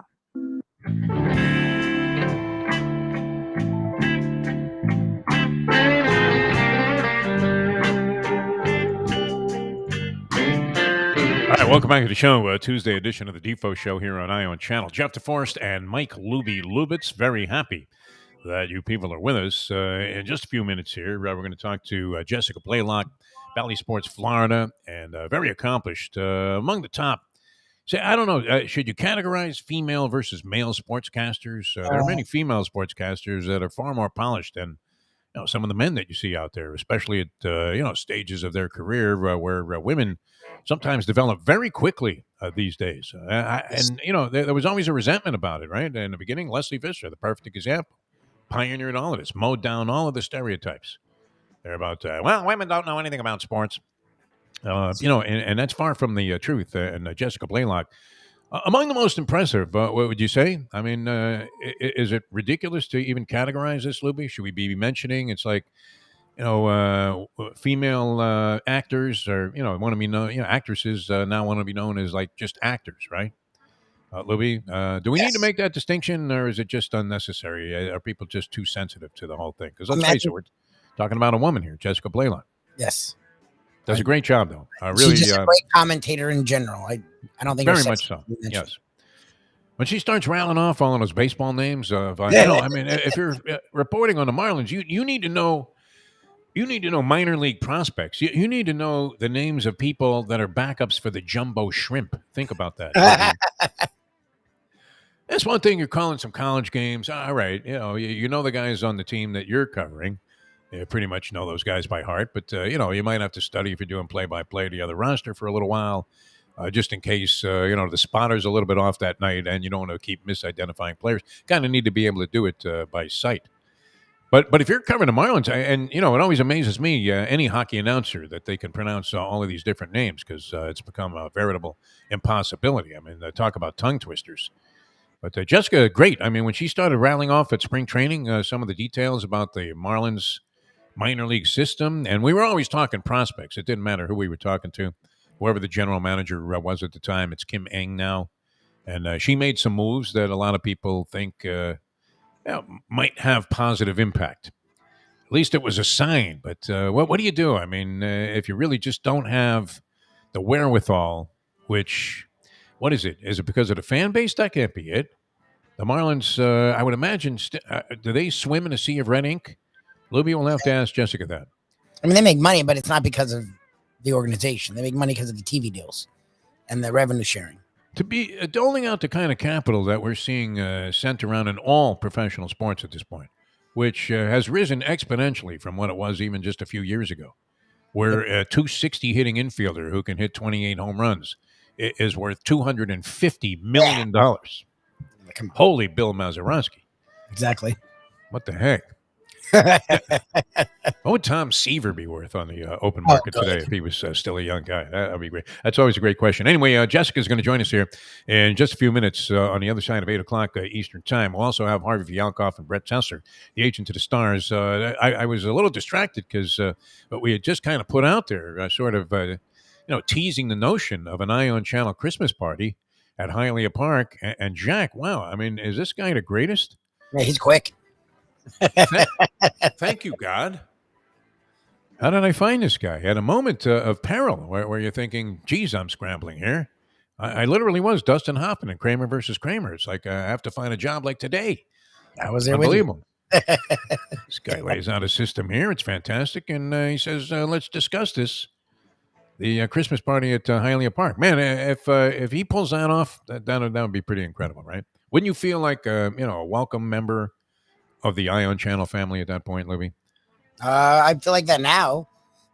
But I mean, that would just cement it, wouldn't it? I mean, you would feel like, okay. Cool. It'd be like, wow, we really did we made an even better move than I realized. I mean, they kick ass. We're in the postseason. Yeah. I think iHeart had canceled its Christmas party already. And no one's doing financial considerations. Yeah, nobody's going. All right, Jessica Blaylock coming up. We'll talk about what's been a phenomenal thing, actually, and yet hasn't gathered the kind of steam. You're starting to see more clips on the local news. The hockey team here in South Florida, the Florida Panthers, as we've said for years, and it's unfortunate because they've been selling false hope forever. Now, I've always enjoyed going to games. I've gone to far fewer games. Is that because of the availability of freebie tickets that has become limited? I used to go all the time when I had the direct line to free tickets. Who was that guy? He was the vice president or president of the team. And he and his brother are both big-time sports executives. I think he went on and was managing the Barclays Center in Brooklyn, New York. Big executive, and might have signed with Jay-Z and his organization there. What is that called? Yes. Rock Nation. He went to Rock Nation. Yeah, the Panther guy went to Rock Nation. Yep. And he was a very polished executive, but apparently he was papering the house to the extent that, it looked like they were making money. Even the IRS was getting on him. And like, come on, Vinny, we know you're making a ton of cash here. How are you buying those racehorses that are winning the Kentucky Derby? While supposedly swimming in a sea of red ink there with the Florida Panthers. But he was great, right? I remember he handed us his card and said, anytime you need tickets, you call me. Yeah, we took And advantage. rarely does a guy deliver on that, but he didn't realize how much of a schnorrer you really are, Mike Lubie. Well, I lived around the corner. I could walk there. So I took total But you were advantage of asking that. for like 12 tickets, I an would get like 8 obnoxious tables. number of freebie media tickets. He said sure. So I was like, okay. Yeah, you would have like, there you were, you and all your little buddies pressed to the glass there at the red line. It was great. All right, we're coming back with Jessica Blaylock. We'll get into this story here because the Panthers have been great this year. They've been selling false hope forever. Last year, I knew this would come into play again this season, right? They lost to the eventual Stanley Cup champion, even though it was in the first round. And you could make a case, we'll talk to Harvey about this, that they did give the Tampa Bay Lightning their most difficult test. Well, they did. It was a of war. the rounds of the postseason. It was a war. Right? They lost in like 6 short. games, and they were in them. You know, It was a war. they were taking their share of shots there. It And was super bitter. That was a super bitter series. And then the rest of it for the Lightning seemed easy. It seemed like, okay, cool. you think the people at Tampa like have any kind of beef with people from South Florida? I don't think so. No, There's no rivalry there. There's no rivalry among Florida cities, No. is there? Nobody knows what the hell's going on. And Tallahassee. That's really the only, like, because even Miami and Are Tallahassee. they rival cities, though? I mean, Gainesville, even though to me Tallahassee is like hillbilly city, Gainesville is what? I mean, it's like a country hick town. Yes, Gainesville's way worse. Tallahassee at least has the capital, and that actually provides a city kind of feeling to it. Gainesville's horrendous. But yes, Tallahassee and Gainesville definitely have a rivalry. They have a very strong rivalry. The rest of the state, As we don't cities? have any of this stuff. Yeah, the cities. The cities can't stand each other. But the rest of the state, we don't care about Tampa. Tampa doesn't care about us. No, we don't give a flying one They about root what's for going us. on I there. rooted for them. Yeah. Like, until Hey, Brady, have you been to Ybor City? That's it. Go Yeah, smoke a we don't cigar. Speaking of the great fight doctor, Freddie Pacheco, we don't have he had a book out about Ybor City. He had like some kind of roots there those through his cigars. Hispanic background. Yeah, Freddie Pacheco, the fight doctor. Something. nice. Ybor City Chronicles, I believe, was the name of the book. There you go. I think he gave me an autographed copy. I can't say that I got past page 2 of the acknowledgement there might have been from the great Angelo Dundee. All right, we're coming back with Jessica Blaylock. Lots to talk about in the next hour of the program. It's the Defo Show. I'm Jeff Deforrest. He is Mike Lubie, Lubitz, on channel. Yeah, baby. Yes, Call sir. Frankie. Get Frankie on the phone. And let's get this Christmas party arranged there, Jack. Come on. All right. When will we have? We'd have to have it like next week, wouldn't we? I mean, isn't this holiday right around the corner here? We're running out of time, kids. I'm back- gonna get some after. Well, let me tell you, too, about Gulfstream Park also real quick while we're talking about this party in Hialeah, because they have the championship meet on, and many of the races in the contest, obviously, were races that were wagered upon right there in the champion simulcasting room from Gulfstream Park. The racing been sensational. The stakes season is heating up. It all heads towards the Florida Derby. That's the culmination of the championship meet at Gulfstream Park. And, of course, they have the Pegasus, which is going to be a big time. They were looking for this, and I think they've accomplished it over time, right, where it became kind of like a social sporting event, where there was fashion in play and celebrities and all of that stuff, a little Kentucky Derby type of feeling. And I think they brought it about. And you know what, Lubie?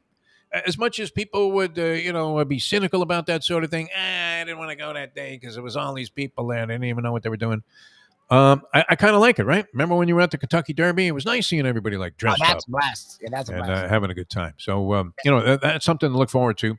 And that's the Pegasus, and that's going to feature Knicks Go, I believe. Knicks Go, who's going to be, if he hasn't been named already Horse of the Year, he will be at the Eclipse Awards. I guess that's later on next month. They have the Eclipse Awards with those announcements. But, wow, I mean, won the Breeders' Cup and won the big race in the Breeders' Cup. And also, is slated to go, I think, into retirement after running into Pegasus. So, going to be a lot of fun. A lot of big things happening at Gulfstream Park. Make your plans to be there on any racing day. And when they're not racing, you have the casino, the village of Gulfstream Park, and, of course, the simulcasting of all the races going on around the country. Hey, give me the 4th at Parks, will you, Joe? Yeah, right there on that screen. Yeah, I'm going to have a cocktail. All right, Gulfstream Park. Check it out for yourself and have yourself a blast at Gulfstream Park. All right, we're coming back with more in a moment. Now that. The time. It's 8:04. Play the ponies in style at Champions, the outstanding simulcasting room at beautiful Hialeah Park. Yes, the grand old lady of thoroughbred racing has never been more vibrant, and you can wager on the races from the top tracks around the country while enjoying a cocktail at the Brass Rail Bar or any of the fine food served throughout the facility. If poker is your game, you're covered in style, and you can play all your favorite Vegas-style games, including blackjack, craps, and roulette, in Hialeah Park's sizzling hot casino. Get a player's card when you walk through the door for all kinds of generous amenities, including our favorite, free play when you come out to the ultimate casino and entertainment destination, Hialeah Park. Hey, folks, Tony Segreto here. What if I told you you could go to a great restaurant, feel completely safe because their COVID protocol is unmatched, have an amazing meal, have a great time. When the bill comes, you won't get sticker shock. You're going to say, that's too good to be true. No, it's not, because I'm talking about Texas Roadhouse. Great family atmosphere, great atmosphere for a couple, great atmosphere if you just want to go by yourself and watch a game and have the coldest beer in town. And while you're doing that, have the best bread in town. All at Texas Roadhouse. Everything you get there is fresh every day and made sure it's served at your table, hot and ready to go. And the best part is you don't get sticker shock because the prices are amazing. Texas Roadhouse. Hey, it's Mike Mayo for Even Keel Fish Shack, corner of A1A and Commercial Boulevard at Lauderdale by the Sea. It's my favorite place now for great seafood in a casual beachfront setting. They've got happy hour 4 to 7 Monday through Friday. They've got great dishes like grilled oysters and oysters on the half shell, bang bang shrimp, lobster rolls, octopus. They also have burgers and chicken for those who don't like the seafood. They're open 7 days a week for a lunch, dinner, and weekend brunch. Go to Even Keel Fish Shack. Go say hi to Dave and Brad and tell them the Gambling Gourmet sent you. Recently, we realized it's not just hurricane season that can hurt us. Any time of year, things can happen to your home or business. And the insurance company can be your friend, but they also can be your enemy. Horizon Public Adjusters, Justina Testa, are here for you to help this process go so much easier. Before you call your insurance company, call Horizon Public Adjusters and Justina Testa at 954-809-8752. Would you go into court without an attorney? So why would you go up against an insurance company without Horizon Public Adjusters and Justina Testa? 7 to 10 times more money recovered with a public adjuster than if you went on your own. If there's no recovery, there's no fee. Give them a call at 954-809-8752. Why go up against insurance companies alone? You can have Horizon Public Adjusters and Justina Testa on your side. Buy or lease a Taos and take it to the house at Deal Volkswagen. Anna and her team make your next VW purchase or lease so easy with new inventory rolling in daily and the biggest selection of certified pre-owned vehicles in the business. You can make your deal online at dealvolkswagen.com or visit the beautiful showroom in the classic location, 3601 Bird Road, right in the heart of the Gables. Or give Anna and the team at Deal a call at 305-448-DEEL. Jettas, Passats, Tiguans, Atlas models, and the hottest vehicle in the industry, the new Taos, all at unbeatable prices and all ready to roll off the showroom floor at the #1 Volkswagen dealership around, Deal Volkswagen. I don't know if the skipper, manager, Don Mattingly, and we welcome Donnie Baseball to the show. Are you aware that our producer, Mike Lubitz, whom you've spoken with before setting up these interviews, is a known kiss of death? He's a known kiss of death? Known. I mean, universally renowned. Then hopefully he'll say that he doesn't want us to win, or we don't think we're going to win. Oh, he'll be rooting for you to win, but we just need him to predict last place, like That's Leo what I DeRocher time, you know? Yeah, that's what we need him to go the opposite direction. Now you're on the right page. We now return to the Defo Show.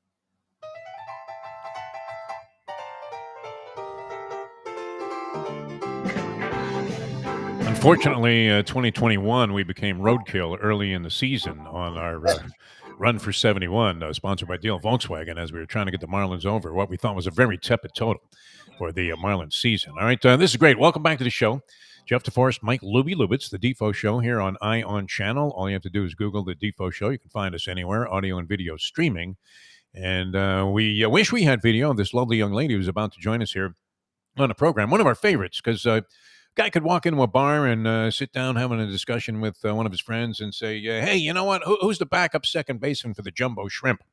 And then this beautiful girl chimes in out of nowhere. Hey, it's Ozzie Smith, and knows it. Jessica Blaylock could do that because very knowledgeable and tremendous job covering both the Florida Panthers and the Miami Marlins for Bally Sports Florida.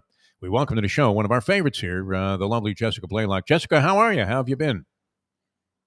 I am great. You guys always give me the best introduction. Good morning. I love it. Well, yeah, I mean, it's great to have you on the show. And we were saying earlier when we were introducing and promoting the fact that you're going to be joining us, which we were very excited about, because there are a lot of interesting things happening on both of the fronts that you are most prominently associated with. But, we were saying that this is one of those deals where, I mean, there's reason to be excited, which is a nice thing for a change. We got all excited last year after that kind of hybrid season they had with COVID-19 in 2020, and then it fell flat with the Marlins. And of course, the Panthers have been selling false hope, or so it seems, forever, as we say here in the city of False Hope, South Florida. But it looks like some of this stuff is starting to manifest itself. So let's start on the ice first here. Very interesting start to the season where they were winning every game. How much were you, sort of amazed by that? Because you were thinking, well, this has to stop at some point. But that team looked great. I mean, as good as anybody in the NHL coming out of the chute. Yeah, honestly, I'm not surprised by what the Florida Panthers have done whatsoever, because I think we saw it really come together last season. And I always go back to really the culture change that the Panthers went through during last season, especially due to bringing in guys like Patrick Hornquist and Radko Gudas. And then you look at what they did, this season, adding another veteran presence like Joe Thornton and, just the way Anthony Duclair started the year, off to a career best before he got hurt, the continuous development of players who have been around for a while, like Jonathan Huberdeau, like Alexander Barkov, Aaron Ekblad, who was having a Norris-type trophy season last year before he got hurt, returning this year fully healthy.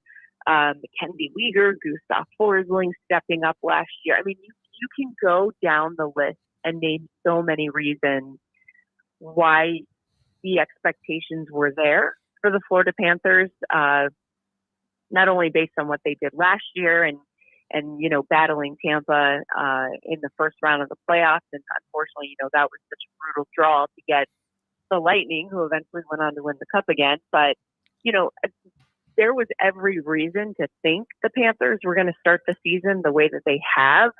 And so I don't think I was surprised at all by the way they started. I think this is what you hoped and expected to see, especially knowing the progress the team made last year. We're talking with Jessica Blaylock here. Jessica, she's with Bally Sports Florida. Follow her up on Twitter at Jess Blaylock. She's so much fun on Twitter, and she really knows her stuff, as you just heard her go through the entire lineup. Names Defo and I had never even heard of, and she's naming them like they're stars. So that's why we always love talking to Jessica. What's interesting is we were so sort of frustrated by that draw last year because they played great all year, and then they were in the division where they had 3 of the top 5 favorites for the whole thing. So facing the Lightning in the first round sort of sucked. However, as we've seen with the NHL and the NBA, a lot of the time you have to sort of take your lumps. To me, it feels like that series worked wonders for them. Like, it let them know what the playoffs are all about. They were in it with the Lightning, really probably the toughest draw for the Lightning. And it feels like they've sort of taken that into this season. Like, do you think that series has anything to do with their great start, has given them some confidence knowing that they can stick with the best of the best? Yeah, I think that's spot on. And again, you go back to the point you made of there's truth to having to learn how to win, especially in the postseason. And it was the first time since the 2015-2016 season that the Panthers had been to the playoffs, and obviously lost to the Islanders in that playoff round. And I still say that Vincent Trocheck was tripped. And will forever claim that trip. That was a tough series. But you know what I mean?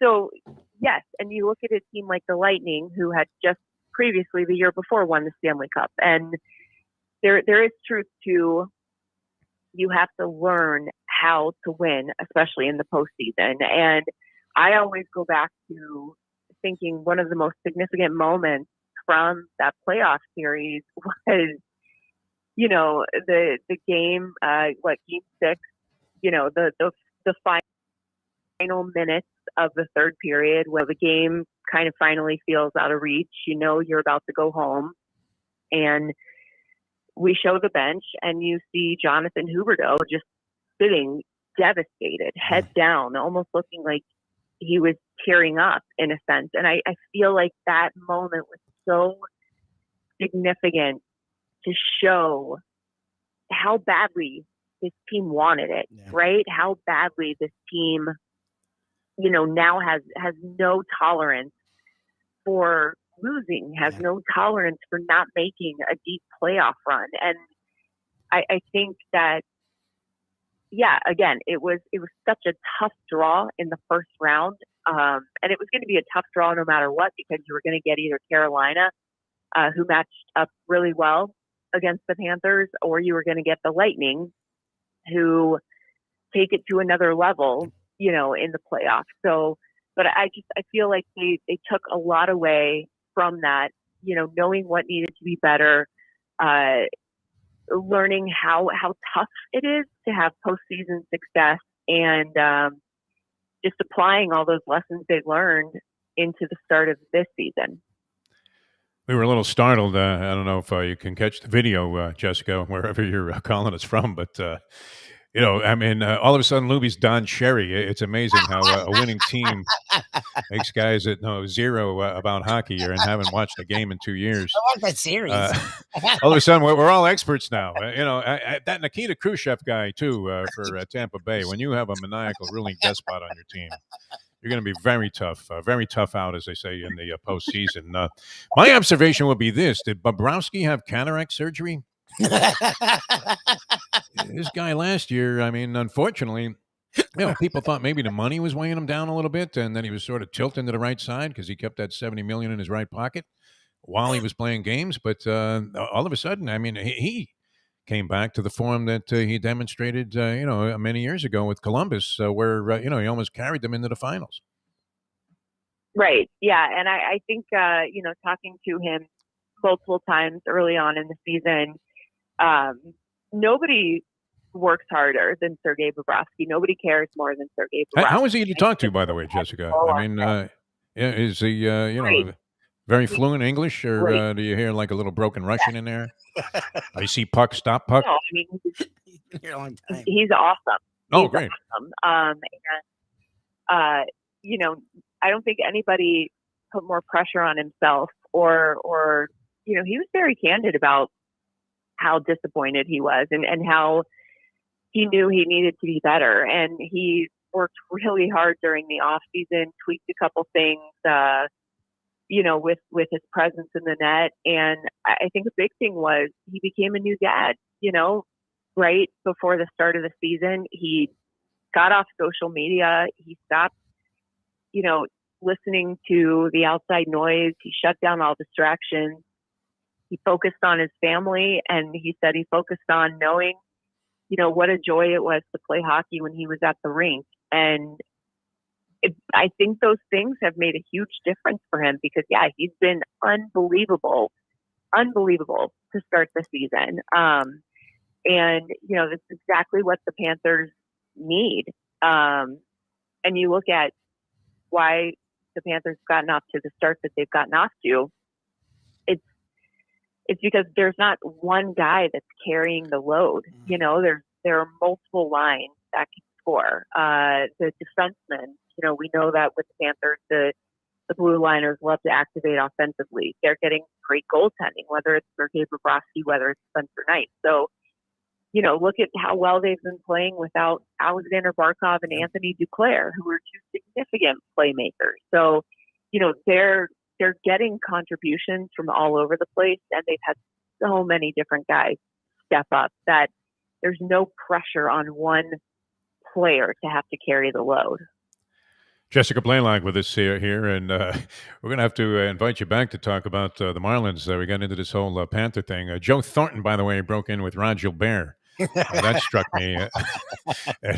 That's what you have to love about the NHL. You'll get one of these old salty dogs like Chara, and they're still functional and digging pucks out of the corner, as Thornton is known to do. And as you said, maybe that provides that veteran leadership that everybody's always talking about, the very largest of intangibles in all of sport. I did want to ask you about this, because we mentioned you the other day, and we were talking about how we wanted to get you on the show here, Jessica Blaylock from Bally Sports Florida. And, one of my favorite things, you were one of the great, and you're doing more hosting of pregame and between period intermission shows now, post-game shows. And you're great there with Jovanovski, whoever they pair you with. Even Minervini, who tries to steal the show. You do a tremendous job of warding him off and, getting your points across. But I used to love it when you did the in-game stuff, and you had a little Anthony Bourdain in you, Jessica Blaylock, when you were doing some of those in-game reports on the Marlins games. And we were trying to figure out, what was it, Mike Mayo, who was the food critic for the Sun Sentinel, and I were trying to figure out, was it in Seattle that you ate like chocolate-covered grasshoppers, which were served at the concession stands? I wish they were chocolate covered. That they probably would have been way better if they were chocolate covered. I ate grasshoppers, and they were basically like roasted and seasoned with different spices. But yeah, they were awful. And you couldn't get Van Horn to do that one? I think he did try them actually as well. So one of the pieces that I got, unfortunately, was not crunchy. It was more juicy. Oh no! Yeah. So man. Taking in any more of the Seattle grasshoppers. Oh my God! On future Marlins chapters. I have to admit, I wouldn't have minded taking a pass on that one. You did have me though with whatever that sandwich was or something. It was like a nacho sandwich. It was incredible at some ballpark. Maybe it was barbecue, but it was sloppy. And you had a lot of courage to go ahead and try that while holding a microphone. I give him credit. And take a bite. That was what was that thing, and where was it? I'm trying to remember because I've tried so many different things. Yeah. It was like disgusting with barbecue sauce. I mean, like it was a cardiologist's dream. They were already racking up expenses and billing whatever insurance company you have. Clancy Brothers sandwich in Pittsburgh that had French fries and those are insane. all Might have this been, stuff yeah. loaded on top of it. Yeah. Maybe. Yeah, I'd have to go back through my record book of all the different stuff. My personal favorite was when I participated in trapeze school in Washington, D.C. That was a good one. Oh, tremendous. And Minervini, it was always the same thing with Minnie. He was always by the pool there in Arizona with a couple of bikini-clad babes who were barely wearing pasties and a G-string. And he would say, like, this is how you approach baseball these days. Great stuff, as always, Jessica. Can you come back soon and talk about the Marlins and their off-season with us? We would love it if you could. Absolutely. That sounds great. Thanks, Jessica. All right. Always great. Thanks so much for being with us here on Ion Channel. We really appreciate it. Jessica Blaylock, ladies and gentlemen. All right, Harvey's chopping at the bit. He's probably already texted you a couple of hundred times. Hey, they're cutting into my time. They're cutting into my time. Yes, yeah. He's coming up next. How long? What's the over-under on amount of time Harvey's on the air with us before he mentions the Yankees? Under 5 minutes, because he now feels like he has less time, so he's going to force it in. You're going to, jump right in there and rip Cashman. All right. As if he was Lisa Meanwell himself. Harvey Fialkov, a longtime sports writer here and still covering the sporting scene. In fact, he's going to be on tap to cover the Orange Bowl. I don't think he's a big college football guy, though, but how adaptable is Harvey? Yeah. He never talks college football. He'll talk a lot of Heat and a lot of Panthers. That's like his wheelhouse. And then Yankees for some random reason. He has to throw Yankees in. And he's smart. He understands this medium because you can say, hey, what do you think about the University of Miami coaching change? And I'll go, well, I'll tell you what. I'll tell you who needs to change coaches. The Yankees. That Aaron. It's always, anytime you don't know the answer to something in this business, you just deflect it into something else. All right, we're coming back with more in a moment. Don't forget about our friends at Deal Volkswagen. Tremendous deals on certified pre-owned vehicles. You can look online, dealvolkswagen.com, get all the information you need. Anna is trading. She may as well be known as Trader Joe. Anna, or Trader Anna, because, wow, she is very much like Jack McKeon, Trader Jack. Willing to go ahead. You want Tony Gwynn? Yeah, make me an offer I can't refuse. No problem there when he was with the San Diego Padres. Anyway, Anna's doing great things there at Deal Volkswagen. You're going to love what they're doing. Of course, new vehicles. There's nothing better. Corey Martinez driving around in that beautiful new Tiguan. I thought I saw her the other day. Hey, Corey, how you doing? And, it was Tiguan to Tiguan. And Tiguan drivers, there's like a brotherhood, a sisterhood of Tiguan drivers, because you realize somebody's driving a great car. And then I always check the emblem on the back of the license plate, and I know if they went to Deal Volkswagen, They got a deal. They made a score just like I did. You will too. DealVolkswagen.com, anywhere in the world. Worth checking out. All of the tremendous offerings right now going on at Deal Volkswagen in Coral Gables, Florida. All right, we're coming back with more. Harvey's going to join us. Over under Yankee conversation. I say inside of 45 seconds. I'm going to make it 45 and a hook. We'll go ahead and pay off on that prop bet in a moment. Now that it's time to make some money here in the show. Hey there, it's Mike Mayo. Do you like steaks? Do you like seafood? Do you like classic old Florida charm? You could get that all and more at Tropical Acres Steakhouse and Butcher Shop. It's at 2500 Griffin Road in Dania, just west of 95. The Studiali family, they've been running the place a long time. It's been there more than 70 years. And it is now a place you can get early bird specials along with steaks to take home and throw on the grill yourself at the Butcher Shop. That's open 10 a.m. to 10 p.m. every day. It's open for dinner every night starting at 4:30, but they are closed on Sundays. Go to Tropical Acres. It's a place to go for a great meal, great people, good value. Tropical Acres. The championship meet is right around the corner at Gulfstream Park. The only place for live racing, Gulfstream's action has never been hotter. Whether it's on the track, in the casino, or part of the dining and entertainment offered at the Village of Gulfstream Park. Currently running Thursday through Sunday, Gulfstream's racing package is the best in the country, with all the top horses and people in the game pointing towards another tremendous winter season. Check out the remodeled first floor casino, open 7 days and nights a week, along with the many special events and concerts happening at Gulfstream Park. You can place your wagers from anywhere at firstbet.com. Check the calendar of events at GulfstreamPark.com. Destination Sport Miami is here to revolutionize the sports landscape in South Florida. The largest indoor multifaceted sports complex in North America is on the way, with distinguished leaders of its various sports programs and unparalleled access to the finest indoor training fields and facilities.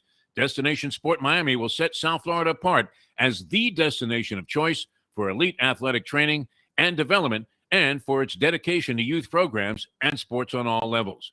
A phenomenal concept and a powerful undertaking, Destination Sport Miami will also be an important commodity in the sports business community as well. Destination Sport Miami, its time has come. These days, we're all looking for comfort anywhere we can find it. Thank goodness for Landlubbers Raw Bar and Grill in the Plantation location, because they are making sure you are as comfortable as possible. First of all, they're not only open for delivery and pickup. All you have to do is go to landlubbersbarandgrill.com for both pickup and free delivery. Their hours have changed a little bit. Monday through Thursday from 3:30 to 10, and Friday, Saturday, and Sunday from 11:30 to 10. You're going to have the best wings in the world. You're going to have a great burger. You're going to have their amazing soups. Again, Landlubbers Raw Bar and Grill. It's nice and easy. Just go to landlubbersbarandgrill.com for both your pickup and free delivery. Thank goodness for Landlubbers for making you always feel right at home. Since day one of Old School, we've had Catholic Health Services be part of our family. They are recognized as the quintessential rehab facility in the Southeast for strokes, but it goes well beyond strokes, because Catholic Health Services is in the community of South Florida to help the community stay healthy. And if they're not healthy, get them healthy and get them back on their feet quicker than they could have ever expected. They do it every single day. It's step and repeat, 24/7. Catholic Health Services. Buy or lease a house and take it to the house at Deal Volkswagen. Anna and her team make your next VW purchase or lease so easy, with new inventory rolling in daily and the biggest selection of certified pre-owned vehicles in the business. You can make your deal online at dealvolkswagen.com or visit the beautiful showroom in the classic location, 3601 Bird Road, right in the heart of the Gables. Or give Anna and the team at Deal a call at 305-448-DEEL. Jettas, Passats, Tiguans, Atlas models, and the hottest vehicle in the industry, the new Taos, all at unbeatable prices and all ready to roll off the showroom floor at the #1 Volkswagen dealership around, Deal Volkswagen. Hear me. I am your new president. From this day on, the official language of San Marcos will be Swedish. Silence. In addition to that, all citizens will be required to change their underwear every half hour. Underwear will be worn on the outside so we can check. Furthermore, all children under 16 years old are now 16 years old. What's the Spanish word for straitjacket? power has driven him mad. Welcome back to the Defo Show.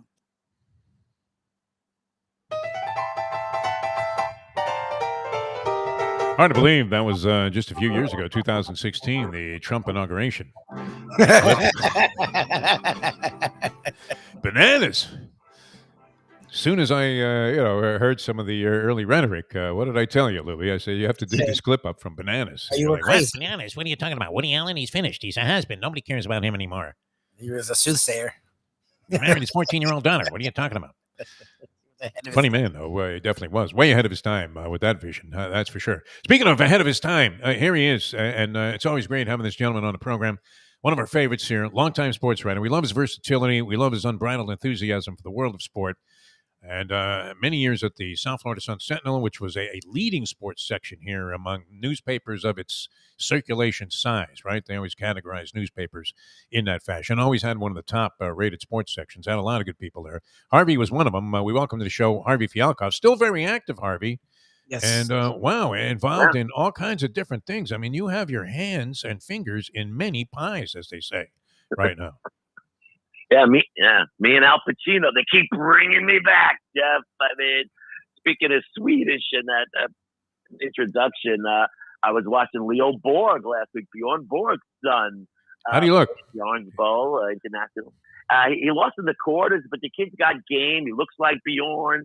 Same back to him, backhand.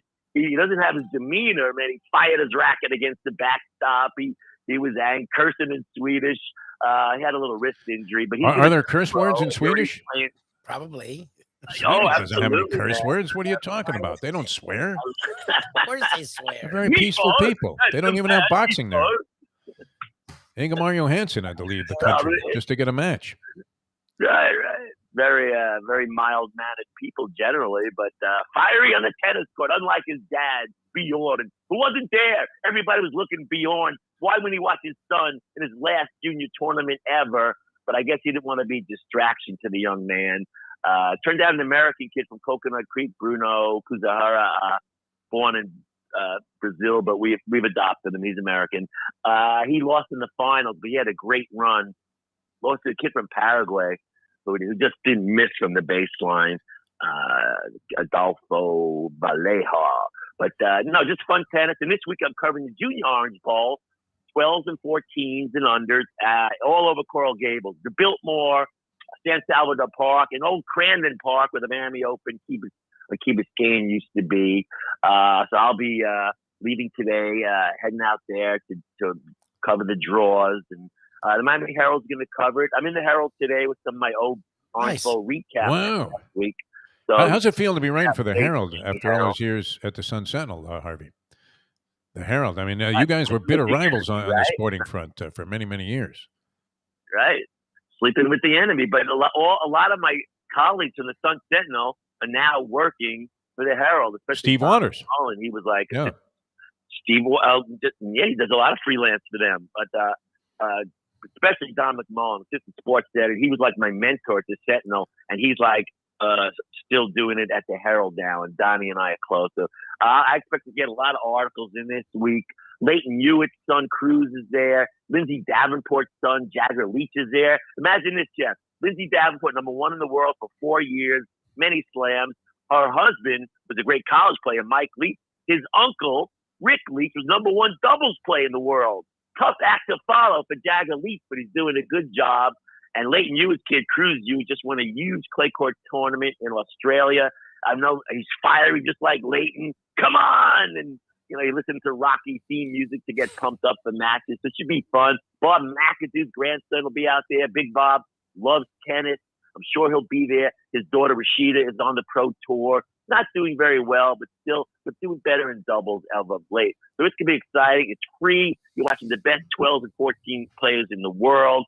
There's a kid there named Teo Davidov who has one-handed forehands, but he has no backhands. One hand forehands from the right and left side. So he has no backhand weakness. He's ambidextrous? Wow. He just switches it from right to left? That's great. That's hard to contend with. I used to hit with a guy when I was playing a lot of tennis over at Shula's with the great Eddie Kaplan, the Alzheimer's Cup, as we called it. Right.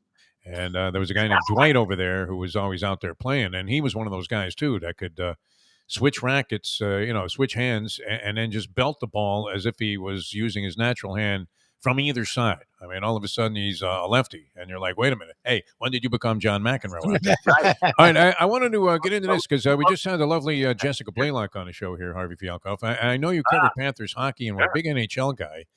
But what period of time was it when you were like on the road with the Florida Panthers, traveling around for the Sun Sentinel? What years were those? 2010 to 2017. Oh, wow. It wasn't that long ago then. 7 years you were traveling with the team? Yeah. Although last year they were cutting the travel budget, we still made some games. And by 2018, they weren't traveling at all. So, no big deal. It was pretty boring. You're just covered from home, and now they never travel with them. The Herald doesn't even cover some home games, either does the Sentinel. So it's kind of sad. And then the best they don't cover home games of a pro team in town. That's crazy. Oh, then the best team it's Broward County. It's the only pro sport, and the Sentinel Hawk rarely covers it. Dave Hyde did his once-a-year column recently. I love Dave. Once-a-year not a hockey guy. He's not a hockey guy. He said he played hockey in Ohio growing up, but he just never gave the Panthers much love. But they're wonderful right now. They lost to Colorado, but Colorado, that could be a Stanley Cup, a rematch of 1996 Stanley Cup Finals. Two of the best teams in hockey, the Avs and the Panthers.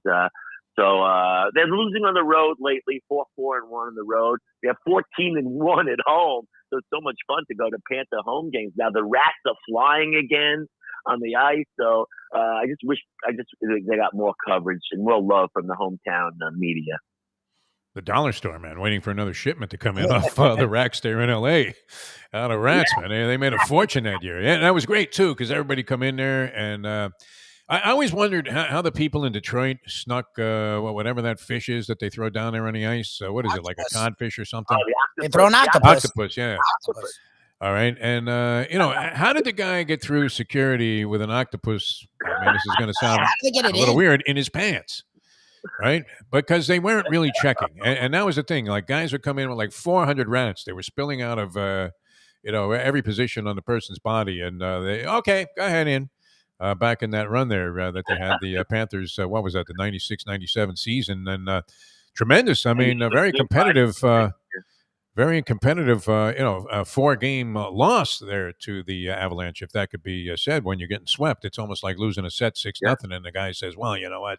You had a couple of deuces there. You looked like you were going to be okay. What was your favorite aspect, though? Because, having the opportunity to travel with a team is always a lot of fun if you're covering a team on a regular basis. I mean, one of the reasons that you enjoy being in this business, and especially back then when there were expense accounts and things of that nature. But a hockey team has to be literally a real trip, to cover and be on these bizarre road trips that they take. By the way, Game 4 of that Avs series, I was running quotes for Associated Press for like $35, and that was triple overtime. So you're right, Patrick Roy just stifled them 1-0. And stopped like 1,000 pucks, man. Classic. Yeah, it was amazing. But traveling the Panthers, most fun I've ever had as a sports writer. With George Richards of the Herald, a great guy, a fun-loving guy. He showed me the great bars and restaurants to hang out after the game. And we got all those Marriott points. So I took my family on vacations with free at the hotels. Nice. Spencer Cat, for many years, they didn't question us at all. But then, as newspapers were struggling, I think it was about, $50-$60 a day, which was fine. And a lot of times you're eating for free in the press box.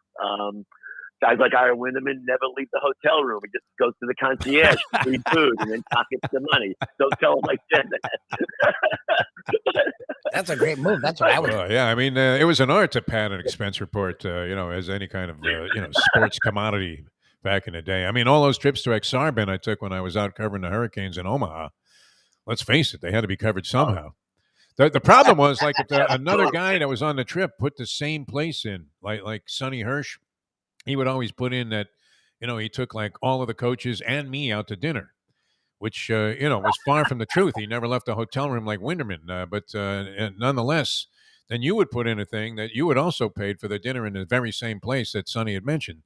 And, they would look at it, and naturally, who are they going to believe? Like the young kid, the Jew from Brooklyn here, Or Sonny Hirsch, fabled hurricane announcer. He certainly wouldn't do anything to jeopardize his position there. Woody, may he rest in peace, this man. But Jeff, covered hockey, I mean, it was going to places like Edmonton and Winnipeg, freezing your cojones off. But it was exciting. Places I'll never go in my life. Vancouver was beautiful. It was like San Francisco, only colder. It was just gorgeous cities. And Toronto, I love Toronto. It's like a clean New York. Everybody's got coffee in their hands. I mean, it's just what is it, Hortons? Hortons Tim coffee. Hortons. I mean, what is it? Tim Hortons. Yeah, Yeah, it's a long trip too, though. I mean, you're schlepping if you're on that hockey beat. You're doing a lot of cross country and international flights, and as Lubie would say, and be inclined to maybe embellish this a little bit. It's fucking cold out everywhere you go. Dude, Winnipeg. Sure. One time I got after the game, went to the bar, and now the hotel was literally a block away. But I was a little buzzed. I went the wrong way. Oh, and no. Suddenly I take my cell phone to ask where the hotel is, and my hand started going numb. It was 30 degrees below zero. Wind chill factor. 30 below. I think it was in Winnipeg. You're wearing like some cotton pants, I'm thinking you didn't need gloves that night. That's great. Hey, you did it, Harvey. We congratulate you. The over players are rejoicing. They have been for the last 10 minutes or so. Because we had you inside of 45 seconds bitching and fetching about the Yankees and their lack of activity. And now with the lockout in Major League Baseball, we don't know what they're going to do. And it is as if Cashman is, again, receiving threats and, attempting, to go ahead and extract money. Lisa Meanwell giving him a call there on the side there and distracting him from doing his job. It's possible. But good job by you not mentioning the Yankees in the entire segment that you were on. That's fantastic. Wait a second. Aaron Judge just got married, so maybe there you go. Keep him off the road. Women weaken legs. But hockey players are the best to cover. You see them at a bar, they buy you dinner, they buy you drinks. They're on talent. Pizza Boar. They're the nicest guys. You can text them any time of the night. They'll answer you back. Unlike any other sport, just the greatest guys, hockey players. It was the most fun beat.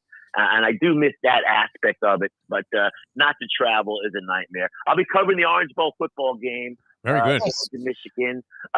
I could cover it virtually if I want to. So it's New Year's Eve. I could, write it with a drink in my hand, so that could be fun. You have to go there for that. Are you kidding me? That's a good game. You're going to miss the playoff? Michigan and Georgia. It's a monster game. You have to soak up the atmosphere. That's part of what your reporting job is. Come on, Harvey. Don't stiff these people and collect their check. Yeah, but coming home 1 a.m. from the stadium with good all job, the right? on the road, you think Eddie Andelman used to complain about coming back from a late night Patriot game when he was on the air there in WEEI? Wow. You have to be kidding me. All right, thanks, Harvey. Always a pleasure, my friend. We love it. We love it. Well, boys. Junior Orange Bowl. Yeah. See ya. We're looking in the Herald. It'll be. Where do you bury a story now in the sports section in the Herald? On like page 2? Yeah, the front page. Well, when I was the sports editor of the Fontana Herald News, a 5,000 circulation daily that came out 6 days a week. I mean, it wasn't exactly like the New York Times that I started out at. And they had more than 2 pages in the sports section. The Sun-Tatler, the Hollywood Sun-Tatler with Ed Playstead, who everybody wondered, how is he driving that Corvette working for this, dish wrap newspaper? Unbelievable. Fish wrap, I meant to say. Yeah, you could wrap dishes, too. See, that was a byproduct from moving yesterday. There you go. You have those old New York Posts?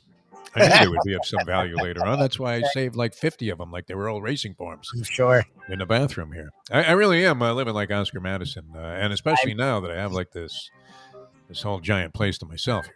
All right, we're coming back with more. Brett Tessler, the agent of the stars, brought to you by Will and Trust attorney and estate planner extraordinaire, Mr. Michael D. Wild, will be joining us next. So we'll zero in on the National Football League. Everybody told us that Arizona was really good. So, of course, you'd be inclined to lay 3 points with Arizona last night after listening to our field of experts. Of course they lose. See what's up with that. Brett Tessler, the agent of the stars, is going to join us next year on Ion Channel. I'm Jeff Deforrest. He's Mike Lubitz. Back in a moment with more. Don't forget to check out our friends at Destination Sport Miami, destinationsportmiami.com. Back with Brett in just a few seconds. Destination Sport Miami is here to revolutionize the sports landscape in South Florida. The largest indoor multifaceted sports complex in North America is on the way, with distinguished leaders of its various sports programs and unparalleled access to the finest indoor training fields and facilities. Destination Sport Miami will set South Florida apart as the destination of choice for elite athletic training and development, and for its dedication to youth programs and sports on all levels. A phenomenal concept and a powerful undertaking, Destination Sport Miami will also be an important commodity in the sports business community as well. Destination Sport Miami, its time has come. These days, we're all looking for comfort anywhere we can find it. Thank goodness for Landlubbers Raw Bar and Grill in the Plantation location, because they are making sure you are as comfortable as possible. First of all, they're not only open for delivery and pickup. All you have to do is go to landlubbersbarandgrill.com for both pickup and free delivery. Their hours have changed a little bit. Monday through Thursday from 3:30 to 10, and Friday, Saturday, and Sunday from 11:30 to 10. You're going to have the best wings in the world. You're going to have a great burger. You're going to have their amazing soups. Again, Landlubbers Raw Bar and Grill. It's nice and easy. Just go to landlubbersbarandgrill.com for both your pickup and free delivery. Thank goodness for Landlubbers for making you always feel right at home. Play the ponies in style at Champions, the outstanding simulcasting room at beautiful Hialeah Park. Yes, the grand old lady of thoroughbred racing has never been more vibrant, and you can wager on the races from the top tracks around the country while enjoying a cocktail at the Brass Rail Bar or any of the fine food served throughout the facility. If poker is your game, you're covered in style, and you can play all your favorite Vegas-style games, including blackjack, craps, and roulette, in Hialeah Park's sizzling hot casino. Get a player's card when you walk through the door for all kinds of generous amenities, including our favorite, free play, when you come out to the ultimate casino and entertainment destination, Hialeah Park. Hey, folks, Tony Segreto here. What if I told you you could go to a great restaurant, feel completely safe because their COVID protocol is unmatched, have an amazing meal, have a great time? When the bill comes, you won't get sticker shock. You're going to say, that's too good to be true. No, it's not, because I'm talking about Texas Roadhouse. Great family atmosphere, great atmosphere for a couple, great atmosphere if you just want to go by yourself and watch a game and have the coldest beer in town. And while you're doing that, have the best bread in town. All at Texas Roadhouse. Everything you get there is fresh every day and made sure it's served at your table, hot and ready to go. And the best part is you don't get sticker shock because the prices are amazing. Texas Roadhouse. Recently, we realized it's not just hurricane season that can hurt us. Any time of year, things can happen to your home or business. And the insurance company can be your friend, but they also can be your enemy. Horizon Public Adjusters, Justina Testa, are here for you to help this process go so much easier. Before you call the insurance company, call Horizon Public Adjusters and Justina Testa at 954-809-8752. Would you go into court without an attorney? So why would you go up against an insurance company without Horizon Public Adjusters and Justina Testa? 7 to 10 times more money recovered with a public adjuster than if you went on your own. If there's no recovery, there's no fee. Give them a call at 954-809-8752. Why go up against insurance companies alone? You can have Horizon Public Adjusters and Justina Testa on your side. Hey, it's Mike Mayo, the Gambling Gourmet here for my friends over at Shenanigans Sports Pub. It's a great place to go to take in a game, a good meal, and a couple of drinks. My friend Patrick, he's been doing it a long time, and he's got 2 locations. West Side is right across from TY Park in Hollywood.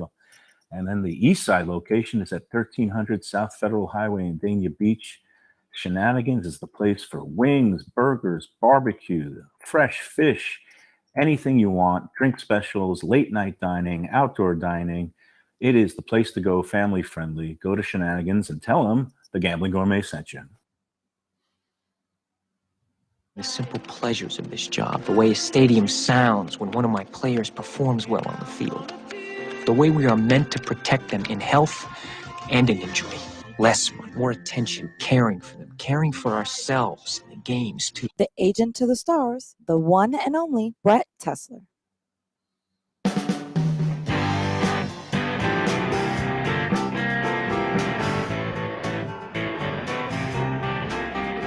Welcome back to the show. Jeff Deforrest, Mike Lubie, Lubitz here on Ion Channel. IonChannel.com is where you find us. You can Google the Defo Show and catch all kinds of different things that we're doing here, both audio and video streaming. And we're joined right now, and we're going to close the show, as they say, in a big fashion here as we welcome to the program one of our favorites, and always great talking to Brett Tessler, the agent of the stars. Brett's appearance every week brought to you by Will and Trust Attorney Estate Planning Law Firm. Mr. Michael D. Wild in charge there. Does a tremendous job. We'll give you details about how you can get your affairs in order. This happened to me, Brett. I went to the doctor last week. I had to go just get like a routine checkup. How are you, Brett, by the way? Good to have you on the show. Good to be with you, man. Good to be the Mariano Rivera of the Defo Show today. Oh, no, it's great. And we got carried away, and I wanted to get into this with you because you do a lot of traveling, and obviously you've probably had players at one point in time that you've seen live in Seattle. Have you been to Seattle and the stadium there to watch a player of yours? Yeah. Okay, all right. So we'll many occasions, great stadium. Yeah, well, we got carried away. We were talking to Jessica Blaylock early in the program, and then one of the things she used to do as an in-game reporter. And I know you follow the Panthers and the Marlins. You're a fan of both sports, but she would like sample whatever the local thing was that was a little weird that was served at the stadium. And in Seattle, it wasn't chocolate covered; it was seasoned grasshoppers. Yeah. And I know you're adventurous when it comes to food, Brett Tessler. You'll try a lot of different things, and you have a very, you could have easily been the food critic for the Sun Sentinel, if Mike Mayo walked away from the job. But did you ever try that or see that at the concession stands when going to a Seahawks game? Yeah, I'm adventurous to a point. I draw the line, though, when it comes to arachnoids.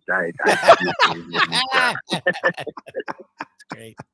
There'll be no arachnoids in this contract at any time, and we have the option to opt out if you even suggest it. All right, very good. Yeah, and I mentioned I went to the doctor the other day, and the first thing the guy asked me was, "Do I have a living will?" And then he tried to push me to some guy that was like already in operation down at the end of the hall there, a guy named Moish Schwartz, I believe his name was. And I said, no, I mean, I'm already like taken care of by Michael D. Wild. And he said, oh, yeah, we hear that a lot.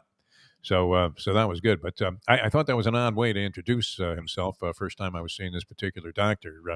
All right, everybody, Brett Tessler, we had any number of experts on the show last couple of weeks. We keep asking them the same question, which is, do you believe the Arizona Cardinals are really like a great team?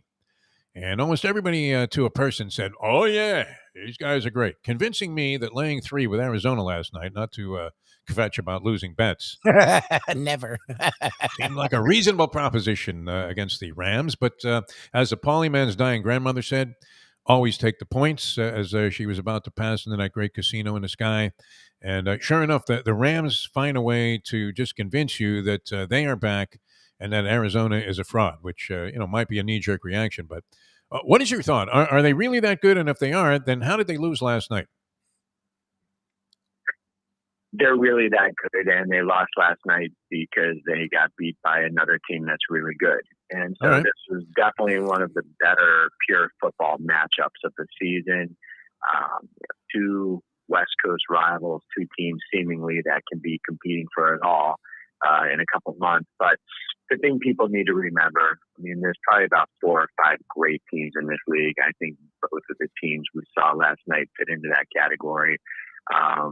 And you've seen it very often where a team, 2 teams that maybe end up facing off in the championship game in the NFC side or AFC, you see those teams face off during the season.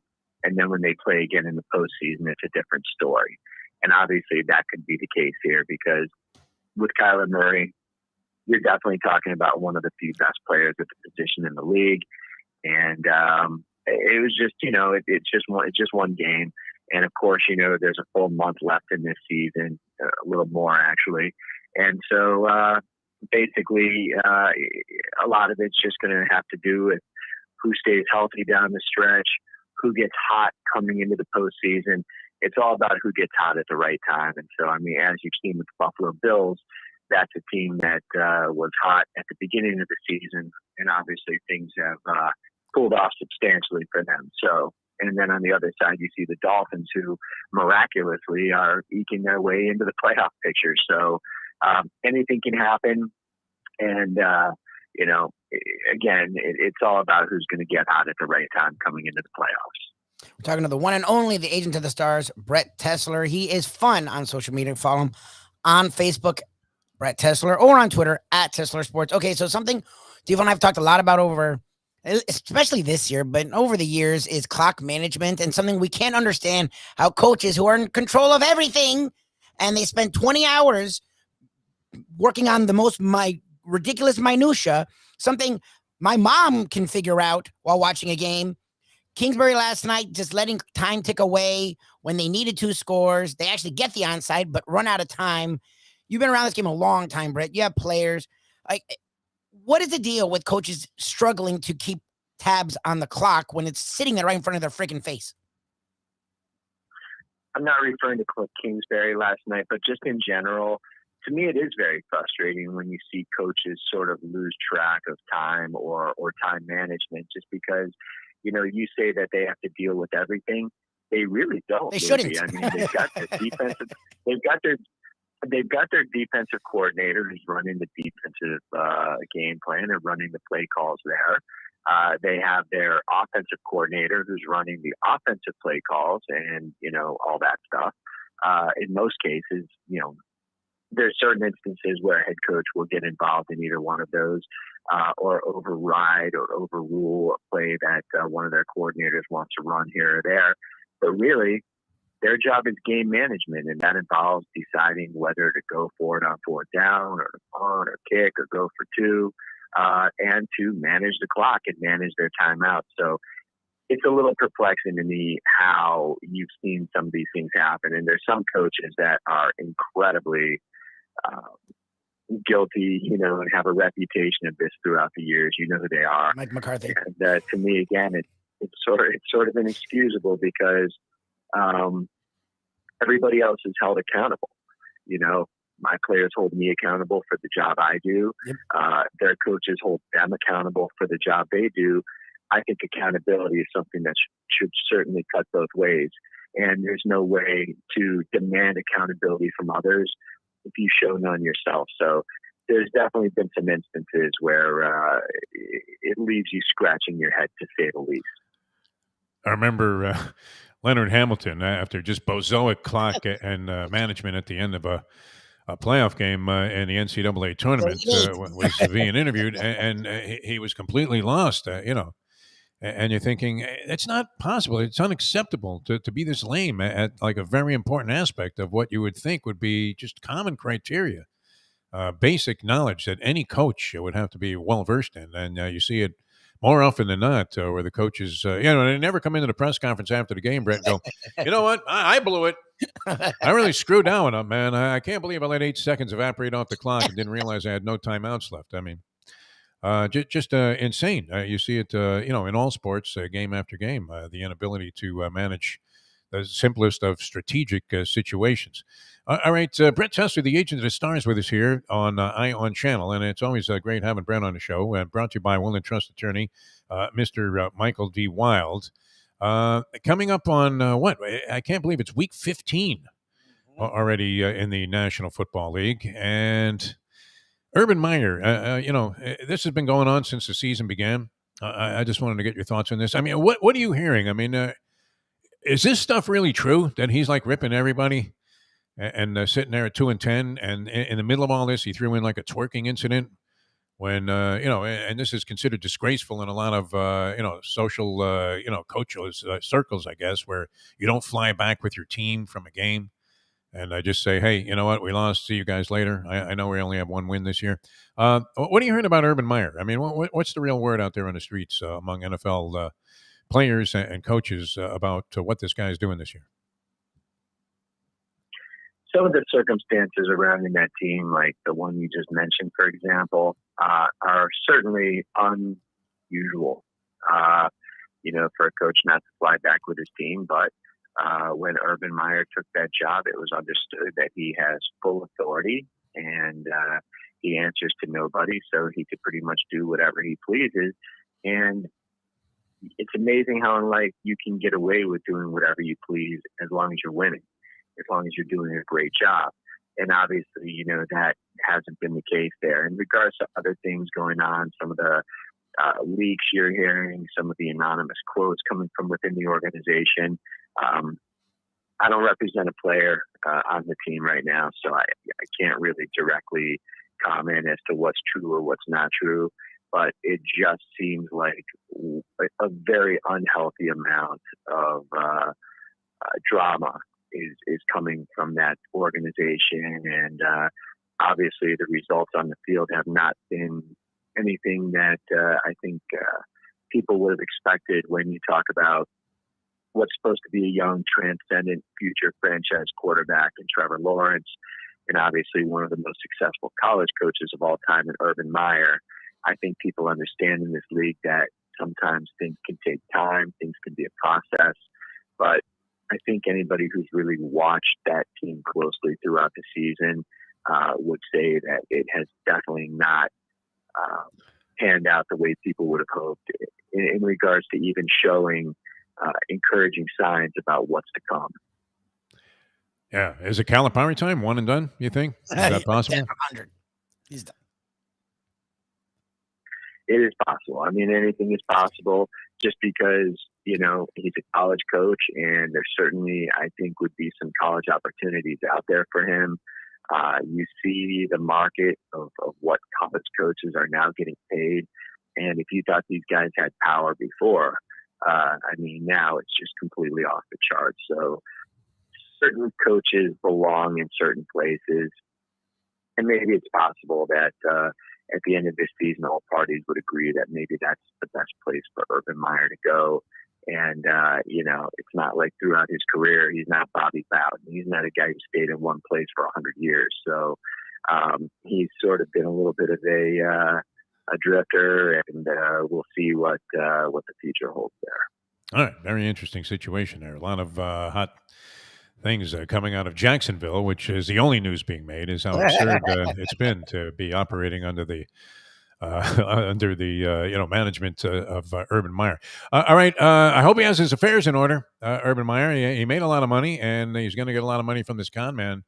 That's KHAN, in the long run, no matter what he does. But Michael D. Wild is the man to see for any kind of business like that. I actually think it would be great if Urban Meyer reached out to Michael Wild, because as a Gator lover, I think Wild probably still holds a certain regard where he might even decide to do his estate planning on the house. So if Urban Meyer is listening to this, reach out to Michael Wild, FloridaWills.com. And, joking aside, everybody down here knows who this guy is. And so many people have reached out to him and have experienced firsthand just how great he is at what he does, how simple, affordable, and painless he makes the process. I know it firsthand. My clients know it firsthand. Defo's family knows it firsthand. If you're someone who needs to get these things taken care of, reach out to Michael Wild immediately at SouthFloridaWills.com. All right, great stuff. Brett Tessler, Agent of the Stars. Thanks for being with us. Close the show out in fine fashion here. And as we drop the curtain, we say thank you once again for being with us, and we'll talk to you again next week, my friend. All right, guys. Thank you. Thanks, Tessler. All right. Brett Tessler, Agent of the Stars, brought to you by Will and Trust attorney Michael D. Wild. Don't forget a nice pit stop if you're traveling to Keys, to or from, whatever, if you happen to be there now.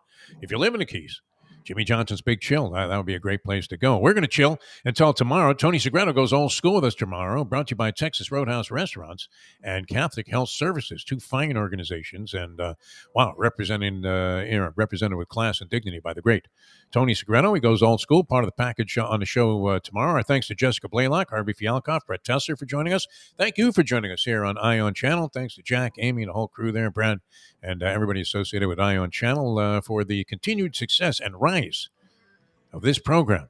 We have to put the safari hats on and seek out that big gambling money. I think that's the move. All right, so we'll see you tomorrow at 7 here on Ion Channel.